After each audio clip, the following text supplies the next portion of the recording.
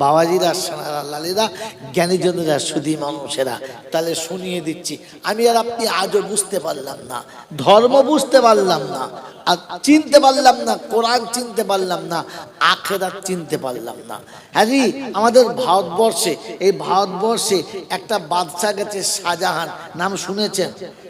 হ্যাঁ, নাম শুনেছেন? শুনেছেন। শাহজাহানের বাপের নাম কি? হ্যাঁ, চিন্তা করছে হুমায়ুন বলবো না আলমগীর বলবো না জাহাঙ্গীর বলবো? হ্যাঁ, জোরে বলেন। জাহাঙ্গীর, দেখেছো? আর শাহজাহানের বেটার নাম জানে না, হ্যাঁ, ঔরঙ্গজেব। তাই তাহলে মোটামুটি লাইন জানে এরা। আমি পড়েছি তো, ঠিক বুঝতে পারি না, লেখাপড়া বেশি শিখেছে, বেশ ভালো হয়েছে। শাহজাহানের মোট সন্তান কটা? বলে হুজুর ওটা আপনি বলুন, আমরা তো দুটো বললো। হ্যাঁ, চারটে, কাছাকাছি গেছে। শাহজাহানের চারটে ছেলে, সম্রাট শাহজাহান কত ছেলে? চারটে ছেলে। প্রথম আর দ্বিতীয় দুটো হলো বাপের আদরে আর মায়ের আদরে পুরো বাঁদর, বুঝতে পারলেন? বেলেল্লার শেষ নাই। তৃতীয় নম্বরটা হলো ঔরঙ্গজেব, তৃতীয় সন্তান হলো ঔরঙ্গজেব। খুব মেধাবী, খুব শান্তশিষ্ট এবং খুব বুদ্ধিমান, ঠিক আছে? ঔরঙ্গজেব তখন বাদশাহ নয়, তখন হব বাদশাহ, মানে বাপ এখনো বেঁচে রয়েছে। কথা বলছেন না? শাহজাহানের বাপের নাম কি বললাম? জাহাঙ্গীর তখনও বেঁচে রয়েছে, বুঝেছে? ইনি তখন কি মানে হব বাদশাহ, একদম চার ছেলের বাপ। মনে মনে হলো যে এই 3 নম্বর ছেলেটা খুব বুদ্ধিমান, এই ছেলেটাকে আমি আল্লাহ রাস্তায় দেব। কোনটা? যেটা সব থেকে জোরে বলে, সব থেকে বুদ্ধিমান। আমরা কোনটা দেবো? যেটা পয়চন্দ্রবুধু আকার ঠয় আকার, বাপের মাথায় ঢিল মেরে দিয়েছে, মাকে গাল দিয়ে কবরডাঙ্গায় পৌঁছে দিয়েছে, আর গ্রামের লোকের আম গাছ, জাম গাছ, কলা গাছ, কচু গাছ চিবিয়ে শেষ করে দিয়েছে। এইরকম যেটা হয় কানা, নালে খোঁড়া, নালে তোতলা, এই মালটা তাদের মাথায় দেয়। আর কি করবে? হ্যাঁ বলেন, কত চিন্তাধারা কত কম বেশি দেখেন। ব্যান পরে সুর শোনাচ্ছি। মহতম বুজুর্গ শাহজাহান তার নিজের ওই সন্তানটাকে মাদ্রাসায় পাঠাচ্ছে, যেটা সব থেকে বেশি বুদ্ধিমান এবং সব থেকে বেশি নম্র, ভদ্র, মেধা শক্তি যার বেশি। 7 বছর বয়সে ছেলেটি হাফেজে কোরআন হয়ে গেছে। খুব ভালো করে গল্পটা শুনবেন, তারপর জলসা শুনবেন। 7 বছর বয়সে ছেলেটি পূর্ণ কোরআন হিফজ করে ফেলেছে। ক বছর? 7 বছর। কথা বলেছেন? এই যেদিন সবক শেষ হয়ে গেছে, ওই দিন বাড়িতে এসে আব্বাকে সালাম দিয়ে শোনাচ্ছে, আব্বা আমি কোরআনের হাফেজ হয়ে গেছি। বাপের খুশিতে বুক একদম ফুলে গেছে, বুঝতে পারছেন না? আর আনন্দে কত কত। তো ছেলেকে বলছে, শোন, এই খবরটা তুমি গিয়ে তোমার দাদুজানকে শোনাও, তোমার দাদুজানকে শোনাও। উদ্দেশ্য কি? যে আমার ছেলে এই বয়সে হাফেজে কোরআন হয়েছে, যেহেতু বাপ একজন আল্লাহওয়ালা, দিনদার, মুত্তাকি, পরহেজগার মানুষ, খুশিতে বাগে বাগ হবে, আমার ছেলেকে বুকে জড়িয়ে ধরবে, কপালে একটা চুমো খাবে, আর আদর করে কিছু তো হুকুম দেবে। বাপের বুক ভরাটা ভালোবাসা কি জি আশা, তাই তো, তাই তো আশা। কিন্তু ঘটনা ঘটলো কি, এটাকে আমি শুরু করে বলবো। হ্যাঁ, তাহলে ইনশাল্লাহ এই এক গল্পতেই কেসা খা রাত 12টা হয়ে যাবে। হ্যাঁ, তাহলে বুদ্ধি আছে।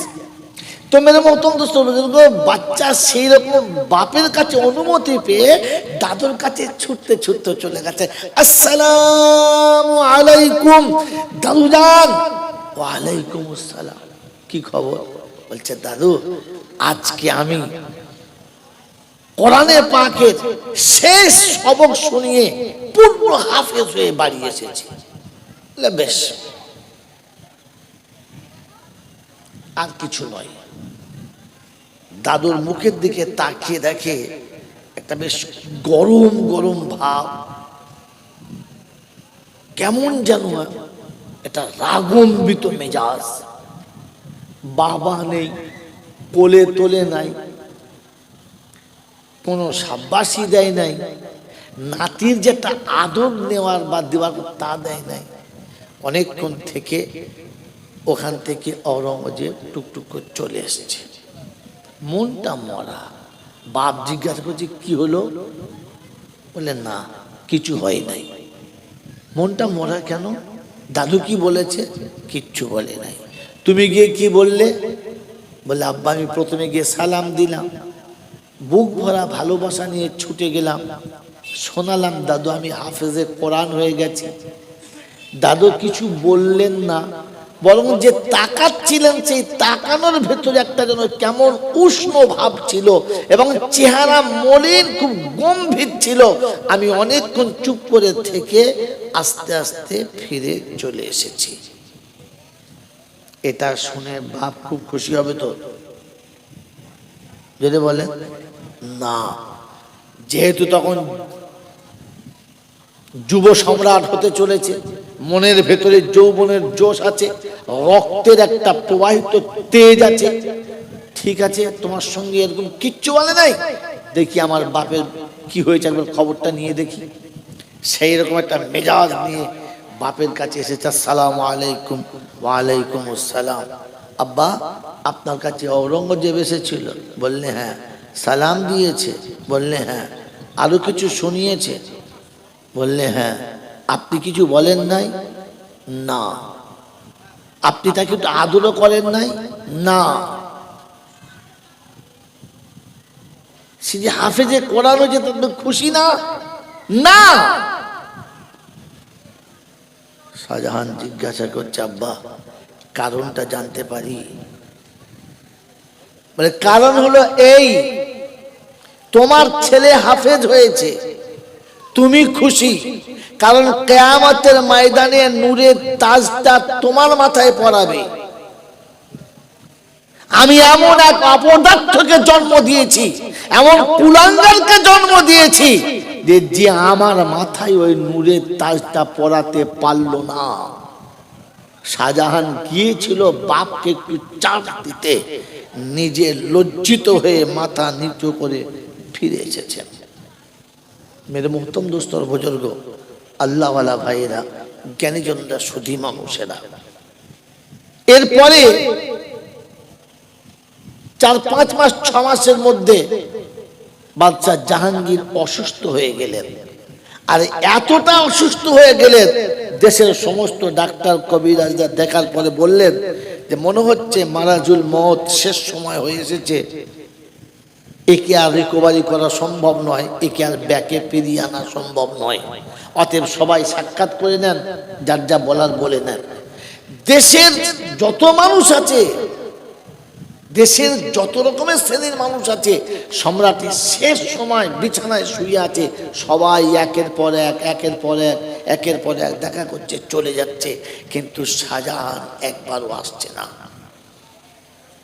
বাপের ভেতরে একটা হাহাকার চলছে যে আমার মৃত্যু শয্যায় শায়িত, আমি অসুস্থ হয়ে গেছি, যে কোনো সময় মারা যাব, সবাই আমাকে দেখা করে গেল, শাহজাহান এলো না। দুঃখ বাড়ছে, অসুস্থতা বাড়ছে, মনের বল অটোমেটিক কমে যাচ্ছে। মৌতের কয়েকদিন পরে, 2-3 দিন পূর্বে, 2-3 দিন শায়দ তারিখে লিখছে 2 কিংবা 3-4, কারণটা যদি আমি আপনার কাছে বলি তাহলে মনে হয় আপনি আমার উপরে আর রাগান্বিত হবেন না। আব্বা আপনি বলেছিলেন আমি একটা অপদার্থ জন্ম দিয়েছি, ওই দিন থেকে আমার ভিতরে একটা বিরহ যন্ত্রণা কুড়ে কুড়ে খাচ্ছিল যে আমি বাপের অপদার্থ সন্তান হয়ে গেলাম, বাপের আশা পূরণ করতে পারলাম না। তো সেই দিন থেকে খাওয়া দাওয়া ছেড়ে, সমস্ত রকমের সংসার ধর্ম ছেড়ে, ঘর বাড়ি ছেড়ে ওস্তাদি সাহেবের কাছে পড়তে বসেছিলাম। আমার কাছে খবর যাচ্ছিল যে আপনার আব্বা অসুস্থ, মনের ব্যথা খুব পাচ্ছিলাম আব্বা, কিন্তু আসতে পারি নাই এই মনে করে যে বাপ মরার আগে আপনাকে শুনিয়ে দিচ্ছি যে আপনার মাথায় নূরের তাজ পরানোর ব্যবস্থা করে তবে এসেছি। তাই আজকের আমি হাফেজে কোরআন হয়ে শেষ সবক শুনিয়ে এসে আপনার সঙ্গে দেখা করছি। কিয়ামতের ময়দানে আমার মাথায় যখন নূরের তাজ চাপবে, তার আগে আপনার মাথায় নূরের তাজ চাপবে, তবে আমার চাপবে। এটার জন্য আপনাকে দেখা করতে আসতে পারি নাই। এতে আপনি আমার উপরে কতটা নারাজ জানি না। মেরে মহতরম দোস্ত বুজুর্গ আল্লাহওয়ালা ভাইয়েরা, জ্ঞানীজনরা, সুধী মানুষরা, সেদিন জাহাঙ্গীর মৃত্যু শয্যায় শুয়ে মনে হচ্ছিল যেন যুবকের মতো খুশিতে আনন্দে লাফিয়ে উঠে বলেছিল, শাহজাহান সারা জিন্দেগিতে রাজত্ব করে যে স্বাদ পাই নাই, আজকে সে স্বাদ পেয়ে দুনিয়া ছেড়ে চলে যাচ্ছে। আমি বলে যাচ্ছি ও স্বাদ পৃথিবীর কোন জায়গাতে নেই। মেরে মহতরম দোস্ত বুজুর্গ আল্লাহওয়ালা ভাইরা, ওরা বাদশাহ হয়েও আখিরাত ভোলে নাই, কবর ভোলে নাই, জাহান্নাম ভোলে নাই, হাসর ভোলে নাই, মিজান ভোলে নাই, ফুলসিরাত ভোলে নাই। আমরা তো পঞ্চায়েতের প্রধান হয়ে আখিরাত ভুলে গেছি। নামাজ ছেড়েছি, রোজা ছেড়েছি, হজ ছেড়েছি, যাকাত ছেড়েছি, ধর্ম ছেড়েছি, শরিয়ত ছেড়েছি, আর নিজেকে এমন জায়গায় বসেছি আল্লাহ না করুক হাফ খোদা হয়ে বসে আছি।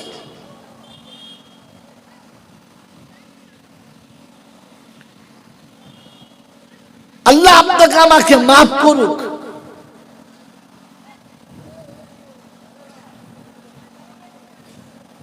পৃথিবীর রাজ্য চালিয়ে রাজা হয়েও তাদের সব থেকে বিদগ্ধ সন্তানটাকে হাফেজে কোরআনের জন্য পাঠিয়েছে, কোরআনের হাফেজ করে পাঠিয়েছে, মাদ্রাসার জন্য দিয়েছে। আর আমি আর আপনি তো দুনিয়া পাওয়ার জন্য, দুনিয়া নেওয়ার জন্য এত উঠে পড়ে লেগেছি, এত বেশি পিছনে চেপে গেছি যে আমি আমার সন্তানটাকে ও জায়গায় নিয়ে যেতে পারলাম না। মেরে মহতরম দোস্ত বুজুর্গ, কবি বড় সুন্দর লিখেছে, বোনের জমি জোর করে খায় মায়ের পেটের ভাই। বোনের জমি জোর করে খায় মায়ের পেটের ভাই। ছেলের ঘরে পীরের ছবি, বাপের জায়গা নাই। মেরে মহতরম দোস্ত বুজুর্গ আল্লাহওয়ালা ভাইয়েরা, জ্ঞানীজনরা, সুধী মানুষেরা, আপনাকে আমাকে ভাবা দরকার, কোরআন না থাকার কারণে, ইসলাম না থাকার কারণে, ঈমান না থাকার কারণে, ধর্ম না জানার কারণে আজকের এমন জায়গাতে এসে দাঁড়িয়ে গেছি যেখানে সন্তান পিতাকে পরিচয় দিতে চায় না।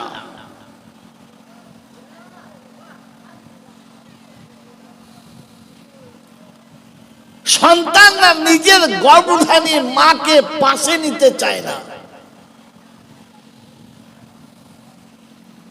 মরার পরে একটা জড়ালো মিলাদ দিয়ে মনে মনে করে যে মা বাপের অনেক কিছু করে দিয়েছি, আর আমার কোনো বিপদ হবে না। আমার আল্লাহওয়ালা ভাইরা, জ্ঞানীজনরা, বুদ্ধিজীবীরা, আল্লাহ পাক শুনিয়ে দিয়েছে, যালিকাল ইয়াউমুল হক ফামান শাআত্তাখাযা ইলা রাব্বিহি মাআবা।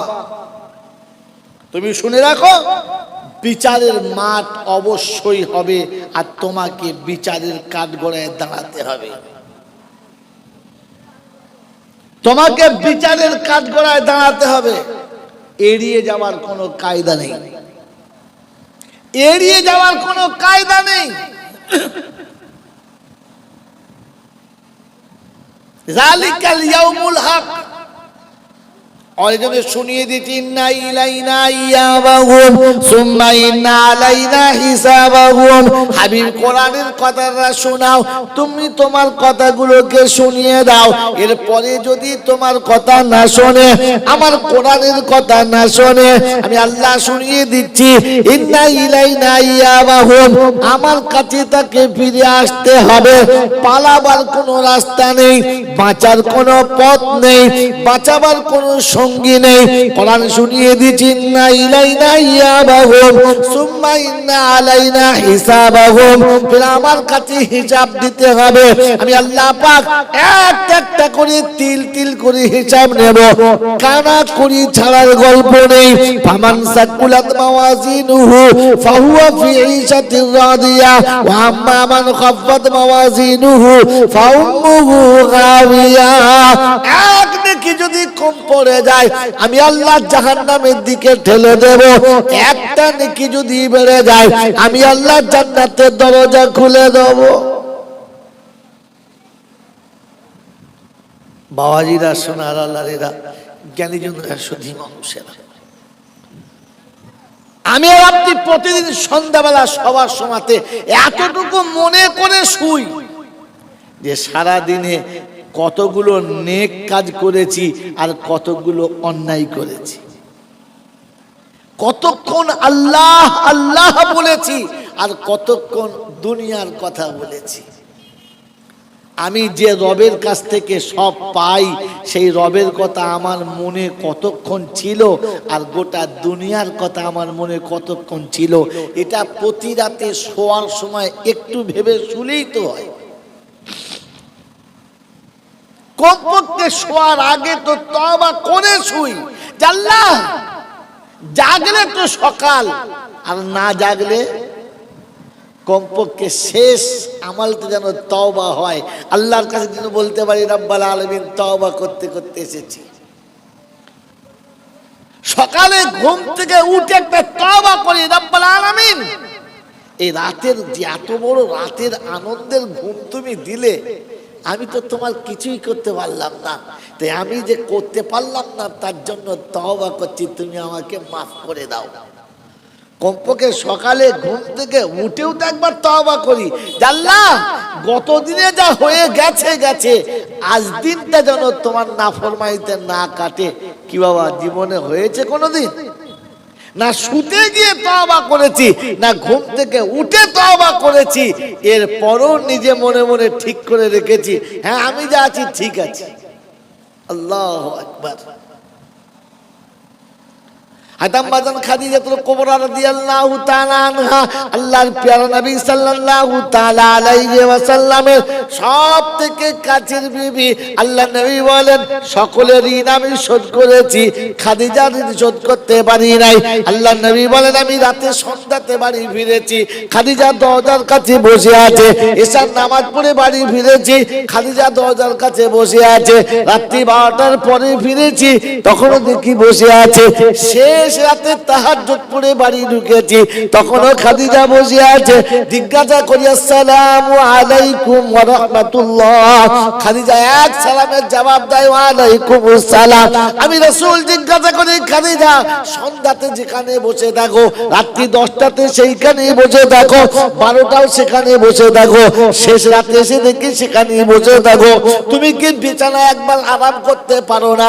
তোমার কি নয়ন যুগল বন্ধ হয় না? তুমি কি একবার ঘুমাতে পারো না? তোমার কি চোখে ঘুম আসে না? আম্মা জান খাদিজা বলেন, ইয়া রাসূলুল্লাহ ইয়া হাবিবাল্লাহ, ইয়া রাসূলুল্লাহ ইয়া হাবিবাল্লাহ, যখন আপনি ঘরে থেকে বার হয়ে চলে যান, শুধু ধড় পড়ে থাকে, প্রাণ পাখি তাতে থাকে না, খালি মনে হয় কখন ফিরে আসবে জানি না। তাই সংসারের সব কাজ সারার পরে, আপনার বিছানা পরিষ্কার করে ঝেড়ে দেওয়ার পরে অপেক্ষা করে বসে থাকি, যতক্ষণ এই খাঁচার ভিতরে পাখি আসবে না, খাদিজা বিছানায় যাবে না। আল্লাহু আকবার। রাসূলের এত বড় আশিক,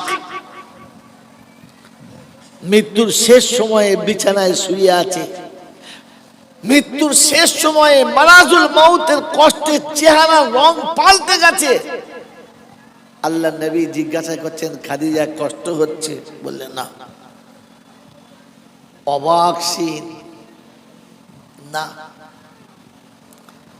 বললে খাদিজা, চেহারা দেখে মনে হচ্ছে ভেতরে কষ্টের পাহাড় বইছে, ঝড় উঠেছে, এর পরেও বলছো না? বললেন না। বলছে, আল্লাহর হাবিব, আমি যে বালিশটা মাথায় দিয়ে শুয়ে আছি, পৃথিবীর কোনো রমণী এটা পায় নাই আর পাবে না। কোনো বাদশাহ, কোনো রাজার বিবি হলে বালিশ পাবে, আরামের বিছানা পাবে, 200, 500, 1000, 2000, 5000 টাকা দামের হবে। কিন্তু আমি যে বালিশে মাথা দিয়ে শুয়ে আছি, এটা হচ্ছে আরশের মেহমানের কোলের উপরে। এটা পৃথিবীর কোনো রমণী পায় নাই আর পাবে না। আল্লাহ রাসূল জিজ্ঞাসা করতেন, খাদিজা কিছু চাইবে, কিছু বলবে? তো বলছে, আল্লাহ রাসূল, দুটো কথা বলবো। বলে, বলো। জীবনে তো কিছু বলো নাই, বলো। বলছে, আল্লাহর হাবিব, দুনিয়ার সব মানুষের বিবি মারা গেলে কবরে শুয়ে দিয়ে চলে আসে, আপনিও তো চলে আসবেন। বললে, হ্যাঁ। বললেন, ইয়া রাসূলুল্লাহ, ইয়া হাবিবাল্লাহ, আমি কোনোদিন বিছানায় একা শুই নাই, এটা কেউ না জানুক, আপনি জানেন বিছানায় একা কোনোদিন ঘুমাই নাই। বললে, হ্যাঁ। আল্লাহর হাবিব, ফির অন্ধকার কবরে আমি একা কি করে শোব? আমি সারা জীবন একা বিছানায় শুই নাই আপনাকে ছাড়া, অন্ধকার কবরে একা কি করে শোব? অন্ধকার কবর আমার খুব ভয় লাগে আল্লাহর হাবিব, খুব ভয় লাগে, আমি অন্ধকার কবরে একা শুতে পারবো না, আপনি একটু বলে দিয়ে আসবেন। আমার আল্লাহওয়ালা ভাইরা, যে খাদিজাকে আল্লাহর নবী জান্নাতে সংবাদ দিয়েছেন, যে খাদিজাকে আল্লাহ নিজে সালাম দিয়েছেন, যে খাদিজাকে আল্লাহ পাক বলেন যে খাদিজার কবরের সওয়ালের জবাব আমি নিজে দিয়ে দিয়েছি, কাউকে দিতে হবে না। ওই খাদিজা বলেন যে আমাকে কবর ভয় লাগে, কবরে আমার একা ভয় লাগে। ও বল্লার টপের বন্ধুরা, কোনোদিন কোনো মানুষকে দাফনস্থ করতে গিয়ে কবরের কাছে দাঁড়িয়ে মনে হয়েছে, কবর রে, আজ তো ও শুয়ে পড়ছে, কাল আমাকে তুই ডাকবি, আজ ওকে ডেকেছিস, কাল আমাকে ডাকবি, আমি একা কি করে থাকবো, কবরে কি করে শোবো? কবরের ভয় মনে পড়ে। মনে যদি পড়তো তাহলে কবর ডাঙ্গার পাশে বসে বিড়ি খেতে পারত। মনে যদি পড়তো তাহলে কবর ডাঙ্গার পাশে বসে তাস খেলা সম্ভব হতো। মুসলমানের ছেলে, কবর ডাঙ্গায় গরু ছাগল চড়াও কোন লজ্জাতে? মনে হয় যে এখানে এসে আমাকে শুতে হবে, তুমি ওখানে গিয়ে পেশাব করোটা কি করে, ছাগলটা চড়াও কি করে? অন্ধকার কবর বড় কঠিন জায়গা। হাত উসমানের গনি রাদিয়াল্লাহু আনহু, হাত আলী কারামাল্লাহু ওয়াজহু যখন কবরের পাশে দিয়ে যেতেন, অঝরে চোখের পানি বুক ভেসে যেত। জিজ্ঞাসা করলে বলতো, জানো আখিরাতের প্রথম ঘাঁটি হলো কবর, কবরে যারা বেঁচে গেছে তারা সব জায়গায় বেঁচে যাবে, আর কবরে যারা আটকে যাবে তারা আর ফেরতে পারবে না, সব জায়গায় আটকে যাবে। ও মুসলমানের ছেলে, ও আল্লাহওয়ালারা, এই অন্ধকার কবর থেকে বাঁচার জন্য একটাই রাস্তা। এই পৃথিবী থেকে যাওয়ার সময় আমাকে যে আল্লাহকে আল্লাহ বলে স্বীকার করেছি, আর আমি যার বান্দা বলে স্বীকার করেছি, ওর বান্দা হয়ে কবরে যেতে হবে। আল্লাহ শোনাচ্ছে, তুই আমার বান্দা না, তুই আমার বান্দা না, তা তুই আমার বান্দা হয়ে আমার কাছে আয়, আমি বাঁচিয়ে নেবো। বলুন সুবহানাল্লাহ। বলেন, বান্দা হয়ে যাওয়ার চেষ্টা করবে ইনশাআল্লাহ। আল্লাহ ওয়াদা করেছে, তা শুনে নেন। কোরআন শোনাচ্ছে, ইয়া ইবাদি লা খাউফুন আলাইকুমুল ইয়াউমা ওয়ালা আনতুম তাহজানুন আল্লাযীনা আমানু বিআয়াতিনা ওয়া কানু মুসলিমিন উদখুলুল জান্নাতা আনতুম ওয়া আজওয়াজুকুম তুহবারুন। 25 পারা সূরা যুকরুবের 68 নম্বর আয়াতে আল্লাহ পাক রব্বুল আলামিন শুনিয়ে দিয়েছেন, ও বিশ্ববাসী শুনে রাখো, হাসরের যখন ময়দান হবে, সূর্য মাথার উপরে হবে, সূর্য মাথার উপরে হবে, জমিন পুরে লাল তামার মতো টকটকে হবে। বাপ বেটাকে ছেড়ে যেদিন পালাবে, বিবি স্বামীকে যেদিন চিনতে পাবে না, পীর মুরিদের মাঝখানে সম্পর্ক থাকবে না, ইমাম মুক্তাদিকে চিনতে পাবে না, সেদিন কেউ কারোর সঙ্গে পরিচয় দিতে চাইবে না। কোরআন শোনাচ্ছে সেদিন মানুষ বড় বিপদের দিনে ছুটবে। আমি আল্লাহ আওয়াজ দেবো, ইয়া ইবাদি লা খাউফুন আলাইকুমুল ইয়াউমা ওয়ালা আনতুম তাহজানুন। আমি সাদা কালো দেখব না, বাঙালি বিহারি দেখব না, আরবি দেখব না, আমি ধনী গরিব দেখতে চাই না, শিক্ষিত মূর্খ দেখতে চাই না। আমি আল্লাহ পাক রব্বুল আলামিন সেদিন শোনাবো, আমার বান্দা চিন্তা করিস না, নিরাপত্তা আমি দেবো, আমার রহমতের আঁচলের তলাতে তোকে বসাবো। গোটা হাসুরের মাঠে যখন মানুষ সূর্যের তলাতে থাকবে, আমি তোকে আরশের তলাতে দাঁড় করাবো। যেদিন পৃথিবীর সবাইকে ছেড়ে চলে যাবে, ওদিন আমি তোকে টেনে আমার বাহু ডোরে আটকে নেব। আমি আল্লাহ সুবহানাল্লাহ, খাউফুন আলাইকুমুল ইয়াউমা ওয়ালা আনতুম তাহজানুন ওয়ালা আনতুম তাহজানুন। ও বিশ্ববাসী শুনে রাখো, আমি শুনিয়ে দিচ্ছি, ভয়ের কোনো কারণ নেই, চিন্তার কোনো বিষয় নেই। আমি আল্লাহ দুটো থেকে তোকে বাঁচিয়ে দিলাম। রব্বুল আলামিন নমুনাটা বলে দাও, আল্লাযিনা আমানু বিআয়াতিনা ওয়া কানু মুসলিমিন।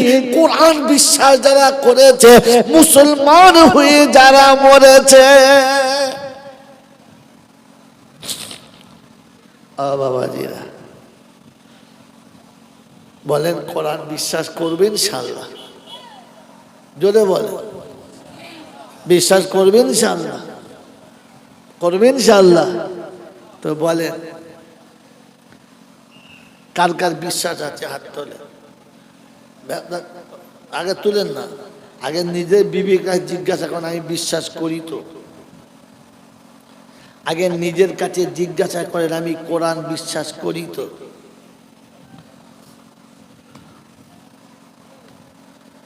নিজের কাছে জিজ্ঞাসা করে তুলেছেন, শুধু আমার জলসা শুনে তুললেন? আল্লাহর নবী শুনিয়ে দিয়েছেন, আমার ইচ্ছা প্রত্যেকটি উম্মতের হৃদয়ে 30টা আয়াত যেন থেকে যায়। আমি রাসূল শুনিয়ে দিচ্ছি, কবরে কোনো বিপদ হবে না, কবরে কোনো আযাব হবে না। ও যখন কবরে শোবে, জান্নাতের দরজাটা খুলে যাবে, জান্নাতের বিছানা কবরে বিছানো হবে, পায়ের কাছে আমি রাসূল আমার দর্শন হবে, উঠে আমাকে সালাম দেবে, আল কাবরু রাউযাতুম মিন রিয়াজিল জান্নাহ। আমার ইচ্ছা আছে, আমি নবী, আমার ইচ্ছা আমার উম্মতের হৃদয়ে যেন 30টা আয়াত থাকে। বলেন তো, এই 30টা আয়াত কোথায়? খালি কানে হাত দিয়ে জলসা শুনেছেন, আওয়াজ করে করে জলসা শুনেছেন, এই করো ওই করো তাই করো। না বন্ধু না, কোরআন হাদিসে যেখানে দেখবেন দেখে নেন। আল্লাহর নবী বলেন, কোরআনে পাক একটা সূরা আছে, গোটা কোরআন কপারা, বলো 30 পারা। ওই সূরার আয়াত কটা? 30টা। ওই সূরাটার নাম হলো সূরায়ে মুলক। আমার উম্মত প্রতিদিন কবরে যাবার আগে, কবরে যাবার আগে, কবরে শোয়ার আগে একবার যেন পড়ে নেয়। আমি রাসূল বলে দিচ্ছি, কবরের কোনো ভয় নাই। কখন পড়বে? কবরে শোয়ার আগে। কখন পড়বে? জোরে বলো। প্রতিদিন একবার করে কবর হয় না? হয় না? কি বিছানা, বিছানার তলায় একটা কি, একটা মাদুর, তারপরে কেঁথা বালিশ, আর তুমি গিয়ে শীত পাতে পড়লে, বেঁচে আছো না মরে গেছে? বলো বলো। বুকের উপর দিয়ে সাপ গেল না, ব্যাঙ গেল, বউ গেল না, কেউ গেল, খবর পাও? শোয়ার সময় তো বলে শুয়েছো আল্লাহুম্মা বিসমিকা আমুতু ওয়া আহইয়া, আল্লাহ আমি মৃত্যুর কোলে যাচ্ছি, তুই তুললে উঠবো, নালে উঠবো না। আল্লাহ নবী বলেন প্রতিদিন রাতে শোয়ার সময় সূরা মুলক পড়ে যারা শোবে, আমি রাসূল বলছি তাদের কবরের কোনো আওয়াজ হবে না, কবরের আযাব মাফ হয়ে যাবে। বিশ্বাস আছে? হ্যাঁ, কথা বলেন, বিশ্বাস আছে? বলেন কজনের সূরা মুলক মুখস্থ আছে? কি বিশ্বাস আছে তোমার? তোমার বিশ্বাস আছে কি মরে যাওয়ার পরে 4 দিন বাদে একটা মিলাদ দিতে হবে, গোটা পাড়ার লোকের দাওয়াত করতে হবে, হাড়ি বাগদি মুচি ডোম চামারকে খাওয়াতে হবে, যে দাঁড়িয়ে মতে ওকে প্রথম খাওয়াতে হবে, যে সুদখোরকে ফার্স্টে খাওয়াতে হবে।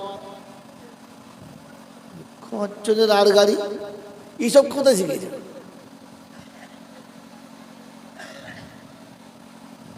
ছি ছি ছি ছি ছি।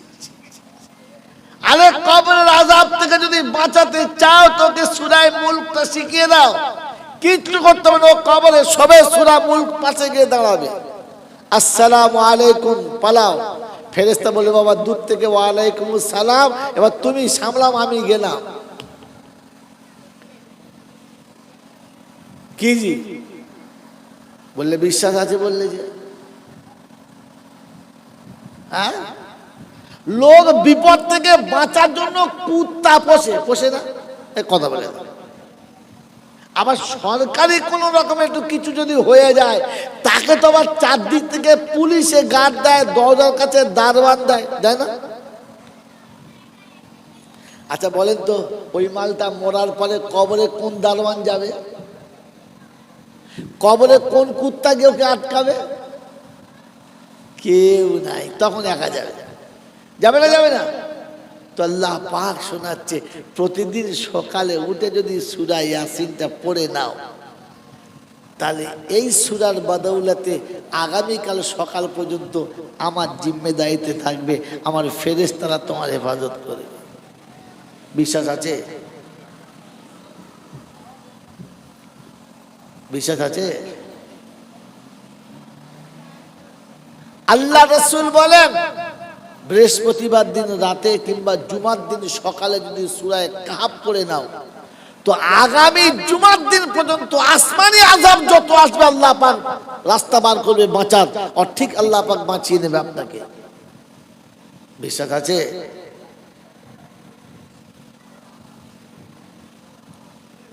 সুবহানাল্লাহ বলা সহজ, নারায়ে তাকবীর দেওয়া সহজ, জলসায় 10 টাকা চাঁদা দেওয়া সহজ। যদি বিশ্বাস থাকতো তাহলে আমি আমার সন্তানের হাতে প্রথম কোরআন তুলে দিতাম আর বলতাম আব্বারে আমার যা হওয়ার হয়ে গেছে, আমার যা ভুল হওয়ার হয়ে গেছে, কমপক্ষে তুই কোরআনটা পড়বা। সকালবেলা উঠে বলতাম আব্বা তোর কিচ্ছু দিতে হবে না আমার বাপ, তুই সূরা ইয়াসিনটা আমার শুনিয়ে দে, আমি তোর পাপী বাপ সূরা ইয়াসিনটা শুনে নি, পড়তে তো পারি নাই, শুনে নি। রাতে শোয়ার সময় ছেলেকে পাশে ডেকে বলতে আব্বা সারাদিন যা করেছি তো সব মাফ করে দিলাম, তুই শোয়ার আগে আমাকে সূরা মুলকটা একবার শুনিয়ে দে, আমি সূরা মুলকটা শুনে একটু রাতে বিছানায় শুই।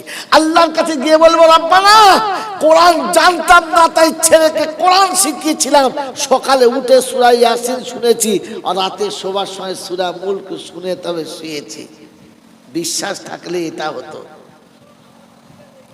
বিশ্বাস থাকলে এটা হতো। নিজে তো কোরআন জানি না আর সন্তানকে কোরআন শেখানোর ইচ্ছা নাই। আছে ছেলে আলেম হোক, আছে।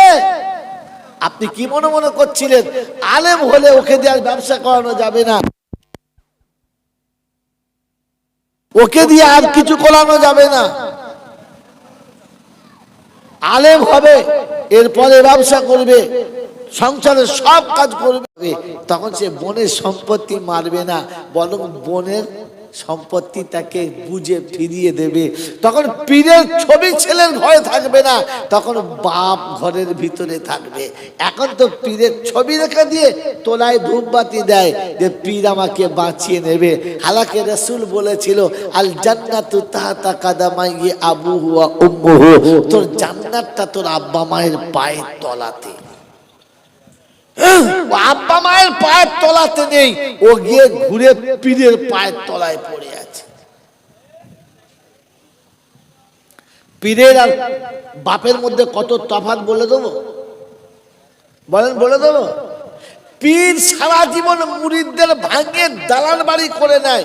একটা পীরের নাম বলেন না যার বাড়ি দুতলা পাঁচতলা নয়, যার গেটটা আলিশান গেট নয়, যার বাড়ির সামনে 4 চাকা 6 চাকা দাঁড়িয়ে নাই, সব পীরের সামনে আছে। হ্যাঁ না না? বাপ তো সবকিছু ছেলেকে দিয়ে শেষে ভিখারি হয়ে গেল, আর পীর মুরিদদের মেরে নিয়ে বড়লোক হয়ে গেল। ছেঁচড় চামার চিনতে পারলি না, বাপ চিনতে পারলি না, রাখাল কোথাকার। বাপ সব দিয়ে ফকির হয়ে গেল, আর তোর সব মেরে নিয়ে ও দালান বাড়ি হয়ে গেল। তুই এখন চিনতে পারলি না কার পাত্তলায় জান্নাত? হ্যাঁ, পীরের 6টা ছেলের 9টা গাড়ি, আর তোর ছেলে সবার জন্য নাই পাকা বাড়ি। তোর এখনো লজ্জা হয় নাই? তুই এখনো মাথায় বুদ্ধি খোলে নাই? আল্লাহ আপনাকে আমাকে ভাবার তৌফিক দান করুক। এখনো পর্যন্ত হুজুর দেখলে এমন মোসামা করে, মনে হয় যেন ফেরেশতার খালাতো ভাই চুমো খেলার মুখ তোলার ইচ্ছা নাই। হালাকি শীতের রাতে নিজে ফাঁকা থেকে তোর গায়েতে গরম কাপড় চাপিয়ে দিয়ে তোর কপালে উঠে প্রতিদিন যে বাপ চুমো খেয়ে রাস্তায় নেমেছে, আর সন্ধ্যা পর্যন্ত হাড় ভাঙা পরিশ্রম করে বাড়ি ফিরে এসে তোর কপালে চুমো খেয়ে তবে বাপ শান্ত হয়েছে। সারাদিন পেটে কিছু দেয় নাই, দুপুরে খাবারের খিদে লেগেছে, হোটেলে খেলে টাকা বেশি যাবে, তাই মুড়ি কিনে ভেজিয়ে কাঁচা লঙ্কা দিয়ে খেয়ে সারাদিন ভ্যান টেনেছে। সন্ধ্যাতে বাড়ি ফেরার সময় 2টো মিষ্টি কিনে আড়াল করে এনে ছেলের হাতে দিয়ে বলেছে, আব্বা এটা নাও। তুমি মিষ্টি পেয়ে খুশি হয়ে গেছো, আর তোমার হাসি দেখে বাপের বুকটা ভরে গেছে, আর গোটা শরীরে ঘামের বটকা বটকা গন্ধ করছিল। গোসল করেছে, সামনে যা পেয়েছে বাসি কিংবা কাঁচা যেমন পেয়েছে চিবিয়ে দিয়ে পেটটা ভরে নিয়ে অক্লান্ত শরীরে ঘুমিয়ে গেছে। সন্তানের গায়ের উপরে হাতটা চাপিয়ে রেখে ভালোবাসার হাতটা তোর বুক থেকে সরায় নাই। রাতের অন্ধকারে নিজের পিঠটা মশাতে ছিঁড়ে খেয়ে নিয়েছে, কিন্তু তোর গায়ে একটা মশা বসতে দেয় নাই। সারা জীবন নরম বিছানায় তোকে শুইয়েছে, তোর বিছানায় সবার আগে 2বার হাত বুলিয়ে দেখেছে কোনো শক্ত জিনিস থাকলে তোর গায়েতে লাগবে, তাই হাত বুলিয়েছে। মা জিজ্ঞাসা করছে, আমি ওর মা, আমি বিছানা করেছি, তোর পছন্দ না? তো বাপ বলেছে, নিশ্চয়ই তুই বিছানা করেছিস, আমার সন্দেহ নেই, তবু আমি বাপ তো, তাই একবার মনে হলো দেখে যদি বাচ্চার গায়ে যেন কিছু না লাগে। ওরে তোকে বিছানায় শোয়াবার আগে যে 2বার বিছানায় হাত বুলিয়ে শুইয়েছিল, ওই বাপটা যে ঘরের বিছানায় থাকে জীবনে কখনো একবার হাত বুলিয়ে দেখেছিস যে আব্বা তুই সুস্থ? কোথায় সুস্থ? দেহেতে মাংস নেই, শুধু হাড় কোটা, তুই সুস্থ কেমন বিছানায় সুস্থ? কখনো হাত বুলিয়ে দেখেছ? বন্ধু বন্ধু, বাৎসরিক ওরসে যাচ্ছ, যাও, বারণ করবো না, তোমার ইচ্ছা। তবে তোমাকে বলে দিয়ে যাচ্ছি, এটা রাসূলের ইচ্ছা ছিল না। রাসূলের ইচ্ছা ছিল তুমি তোমার বাপের কদমের কাছে বসবে, খোদার হুকুম ছিল বাপের কদমের কাছে বসবে। আর বাপ মরে গেলে যদি মাজার জিয়ারত করতে মন যায় তো বাপের কবরের কাছে যাবে, আর বাপের কবরে হাতটা রেখে বলবে, রাব্বির হামহুমা কামা রাব্বায়ানি সগীরা। পরওয়ারদিগার আলম কাছে বসিয়ে আদর করার মানুষটাকে তুমি এইখানে দাফন করে দিয়েছ। আমার মাথার উপরে রোদের সময় ছায়া করার একজন মানুষ ছিল, সেটাকে তুমি এখানেই টেনে এনে পুঁতে দিয়েছ। তাই নিরুপায় হয়ে অসহায় সন্তানটা পিতার পায়ের কাছে বসে আছে। আব্বা তুমি দোয়া করো। বাপের রুট আল্লাহর আরশের কাছে গিয়ে বলে, রাব্বানা আমি অন্যায় স্বীকার করছি বেটার হয়ে, আমার বাচ্চাকে তুমি কষ্ট দিও না, আমি বাপ ওর হয়ে তোমার কাছে ক্ষমা চাচ্ছি। রাব্বুল জুলজালাল বলে, ফেরেশতারা রে, ও কি পাগল হয়ে গেল যে বাপ চলে এসেছে এরপরে কবরের কাছে বাচ্চা এসেছে তাই কাঁদে? বললে হ্যাঁ ভালোবাসে তাই। রাব্বুল জুলজালাল বলে, আমি আমার বান্দাকে ভালোবাসি নাই, বাপ বেটাকে ভালোবাসে, আমি বান্দাকে ভালোবাসি নাই। তুই শুনে রাখ, বাপের ভালোবাসার কারণে বেটার জীবনের গুনাহ মাফ করে দিলাম, আর আমার মোহাব্বতের কারণে আমি আমার বান্দাকে ক্ষমা করে দিয়ে জান্নাতি করে দিলাম। বন্ধুরে, যদি যেতে হয় কবরে, বাপের কবরের কাছে আর কোথাও না। যদি যেতে হয় মাজারে, তো মায়ের কবরের কাছে আর কোথাও না। এর থেকে বড় মাজার পৃথিবীতে আর কাউকে পাবে না। কারণ যাদের রক্তের প্রত্যেকটি ফোঁটাতে তোমার ভালোবাসা লুকিয়ে ছিল, যাদের সারা জীবনের মোহাব্বতের একটাই নমুনা ছিল, জীবনে কোনোদিন বৃদ্ধাশ্রমে গেছেন কিনা জানি না। আমার বন্ধুরা, আমার আল্লাহওয়ালা ভাইরা, ওই বৃদ্ধাশ্রমে যে বাপগুলো আছে আর মাগুলো আছে, তারা প্রতিদিন ঝরঝর করে কাঁদে আর আফসোস করে। তাদের কাছে গেলে বহু দুঃখের কথা বলে। জানেন, সন্তান মানুষ করতে গিয়ে কয়লা ভেঙেছি, হাড় ভাঙা পরিশ্রম করেছি, লোকের দুয়ারে দুয়ারে কয়লা বিক্রি করেছি, দোকানে দোকানে কয়লা দিয়েছি, রাতের পর রাত জেগেছি ছেলে মানুষ করার জন্য। সন্তানকে মানুষ করার পরে সিভিল ইঞ্জিনিয়ার করেছি, সমাজে বড় উচ্চ শিক্ষায় শিক্ষিত করেছি। আজ আমাদের কষ্ট হবে, তাই বুড়ো বয়সে ঘরের ভিতরে কষ্ট না দিয়ে আমাদেরকে বৃদ্ধাশ্রমে দিয়ে চলে গেছে। বছরে একদিন এসে দেখা করে, তাও ভালো করে দেখা করে না, অফিসে টাকা দিয়ে চলে যায়। কোনো রকমের যদি দেখা হয় তো হয়, না হলে হয় না। আমার বন্ধুরা, আমার আল্লাহওয়ালা ভাইরা, জ্ঞানীজনরা, সুধী মানুষরা, মা বাপ বহু অভিযোগ করে। যখন উঠে চলে আসি তখন হাত ধরে কেঁদে বলে, হুজুর যা বলেছি বলেছি, ওইটা দুঃখের কথা, মনের কথা, দিলের কথা নয়। ওটা মুখের কথা, দিলের কথা নয়। হুজুর একটু দোয়া করবেন আমার ছেলেরা যেন ভালো থাকে। ওরে নেমো খারাপ, তুই যাকে বিক্রি করে দিয়েছিস, তুই যাকে লোকের ঘরে তুলে দিয়েছিস, সে শেষ বেলাতে তোর জন্য বলে দোয়া করেন আমার বাচ্চা যেন ভালো থাকে, ওরা যেন কষ্ট পায় না, আমার দাদু ভাইরা যেন ভালো থাকে। যে আমাকে আদর করে এসে দাদু ভাই বলে ডাকতো, আমি তাকে দেখতে পাই না, তবে এখান থেকেও দোয়া করছি সে যেন ভালো থাকে, কষ্ট পায় না, কষ্ট পায় না। এরকম বাপকে দিলি কি করে বাইরে, এরকম বাপকে তাড়ালি কি করে ঘর থেকে? এটা তো তোর মনুষ্যত্বের বাউন্ডারিতে আটকে যাওয়া দরকার ছিল, এখানে তো তোর বিবেক মরে যাওয়া দরকার ছিল। আমার আল্লাহওয়ালা ভাইরা, জ্ঞানীজনরা, সুধী মানুষেরা, এগুলো আল্লাহ পাক আমার বান্দা হয়ে চলে আয়, কোরআন বিশ্বাস করে নে, মুসলমান হয়ে চলে আয়। আমার বন্ধু, আপনার ভালোবাসার এক বিন্দুতেই কিয়ামতের ময়দানে সব থেকে লাভ। হাসিনের ময়দানে শোনাচ্ছি না বন্ধুরে, একটা নেকির কম বেশির কারণে হয় জান্নাত আর তা না হলে জাহান্নামে। সেদিন এক বান্দা নেকি আর গুনাহতে সমান সমান হয়ে যাবে। নেকিতে আর গুনাহতে যখন সমান সমান হয়ে গেছে, তো মাথায় হাত দিয়ে চিন্তা করছে কোন দিকে যায়, কোন দিকে যায়। আল্লাহ পাকের মুখের দিকে তাকিয়ে বলে, আল্লাহ একটু সুযোগ দেবেন, একটু চেষ্টা করে দেখবো।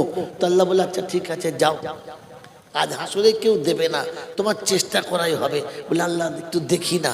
গিয়েছে মার কাছে, মা ফেরত, বোনের কাছে ফেরত, ভাইয়ের কাছে, আত্মীয়র কাছে, সবার কাছে চলে গেছে। যার কাছে যায় সে একটাই কথা বলে, বাপরে এখন আমার বিচার হয় নাই, আমার বিচারে কি হবে জানি না, যদি বেঁচে যায় তোকে দেবো। বলছে এখন আমার বিচার চলছে, আপনার কখন বিচার হবে, তারপর যদি না বাঁচে তখন কি হবে? মেরে মোহতম দোস্তর বুজুর্গ, সবার একটাই কথা, কি হবে? গোটা হাসরে ঘুরে পেরেশান হয়ে গেছে, মুখ কালো হয়ে গেছে, কোথাও কিচ্ছু পাচ্ছে না। ফিরে আসছে, এক ভদ্রলোক এক বৃক্ষতলায় বসে আছে, জীর্ণ শীর্ণ অবস্থা, একেবারে জীর্ণ শীর্ণ অবস্থা বসে আছে, ছেঁড়া ঝুলি ঝাপটা নিয়ে ডাকছে, ও ভাই এদিকে এসো। বলছে, আরে ভাই জ্বলাস না, এমনিতেই আমি পেরেশানি পড়ে আছি, আমার নিজের জান নিয়ে এখন টানাটানি চলছে, তুই আর জ্বলাস না। বলছে, ভাই শোন না, আজ আমার কাছে। আরে পাগল কোথাকার, আমার খুব বিপদ। বলে, আরে আয় না, বিপদটা কি হয়েছে একবার আয় না, আমার কেউ নেই, তোরও কেউ নেই, আয় এখানে আয়। গিয়েছে, বলছে কি খবর বল। বলছে, ভাই রে খুব বিপদ চলছে। বলে কি? বলে একটা নেকির টান পড়ে গেছে। বললে কার কাছে গিয়েছিস? বলে সবার কাছে গেছি, কেউ দেয় না। বলে একটা নেকি দিলেই হয়ে যাবে? বললে হ্যাঁ। একটা নেকি দিলে হয়ে যাবে? বললে হ্যাঁ হয়ে যাবে।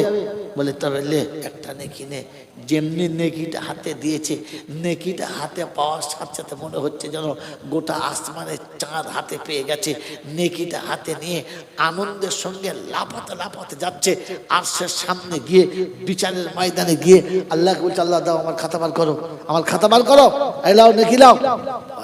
আল্লাহ পাক রব্বুল আলামিন বলছে কি ব্যাপার? বলে মাল এনেছি। আপনি মনে মনে করছেন আপনি না দিলে আর দেবার কেউ নেই, আছে দেবার লোক, নেন। আল্লাহ জিজ্ঞাসা করছে কে দিলে? তোর বাপ?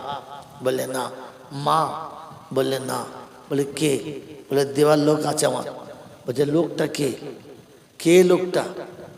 এবার আমাকে শোনা না। বলেন আল্লাহ সব দেখেছে না দেখে নাই? সব দেখেছে। জানেন না? জানেন না? জানে। তো বান্দার মনটাকে বড় করার জন্য, মনটাকে আরো উজ্জ্বল করার জন্য বল কে দিয়েছে? কে দিয়েছে বল? কে দিয়েছে বল? বলছে আছে একজন। ডেকে লিয়ে আয়, যা ডেকে লিয়ে আয়, তাকে দেখি সে কে, কত নাকি তার ঝোলাক আছে, যা। চলে গেছে। হয় বলে কি? বলে চলো। বলছে সর্বনাশ করলি তো। বেশ বসেছিল আরামে, যখন ডাকতো তখন যেত, যা হতো হতো।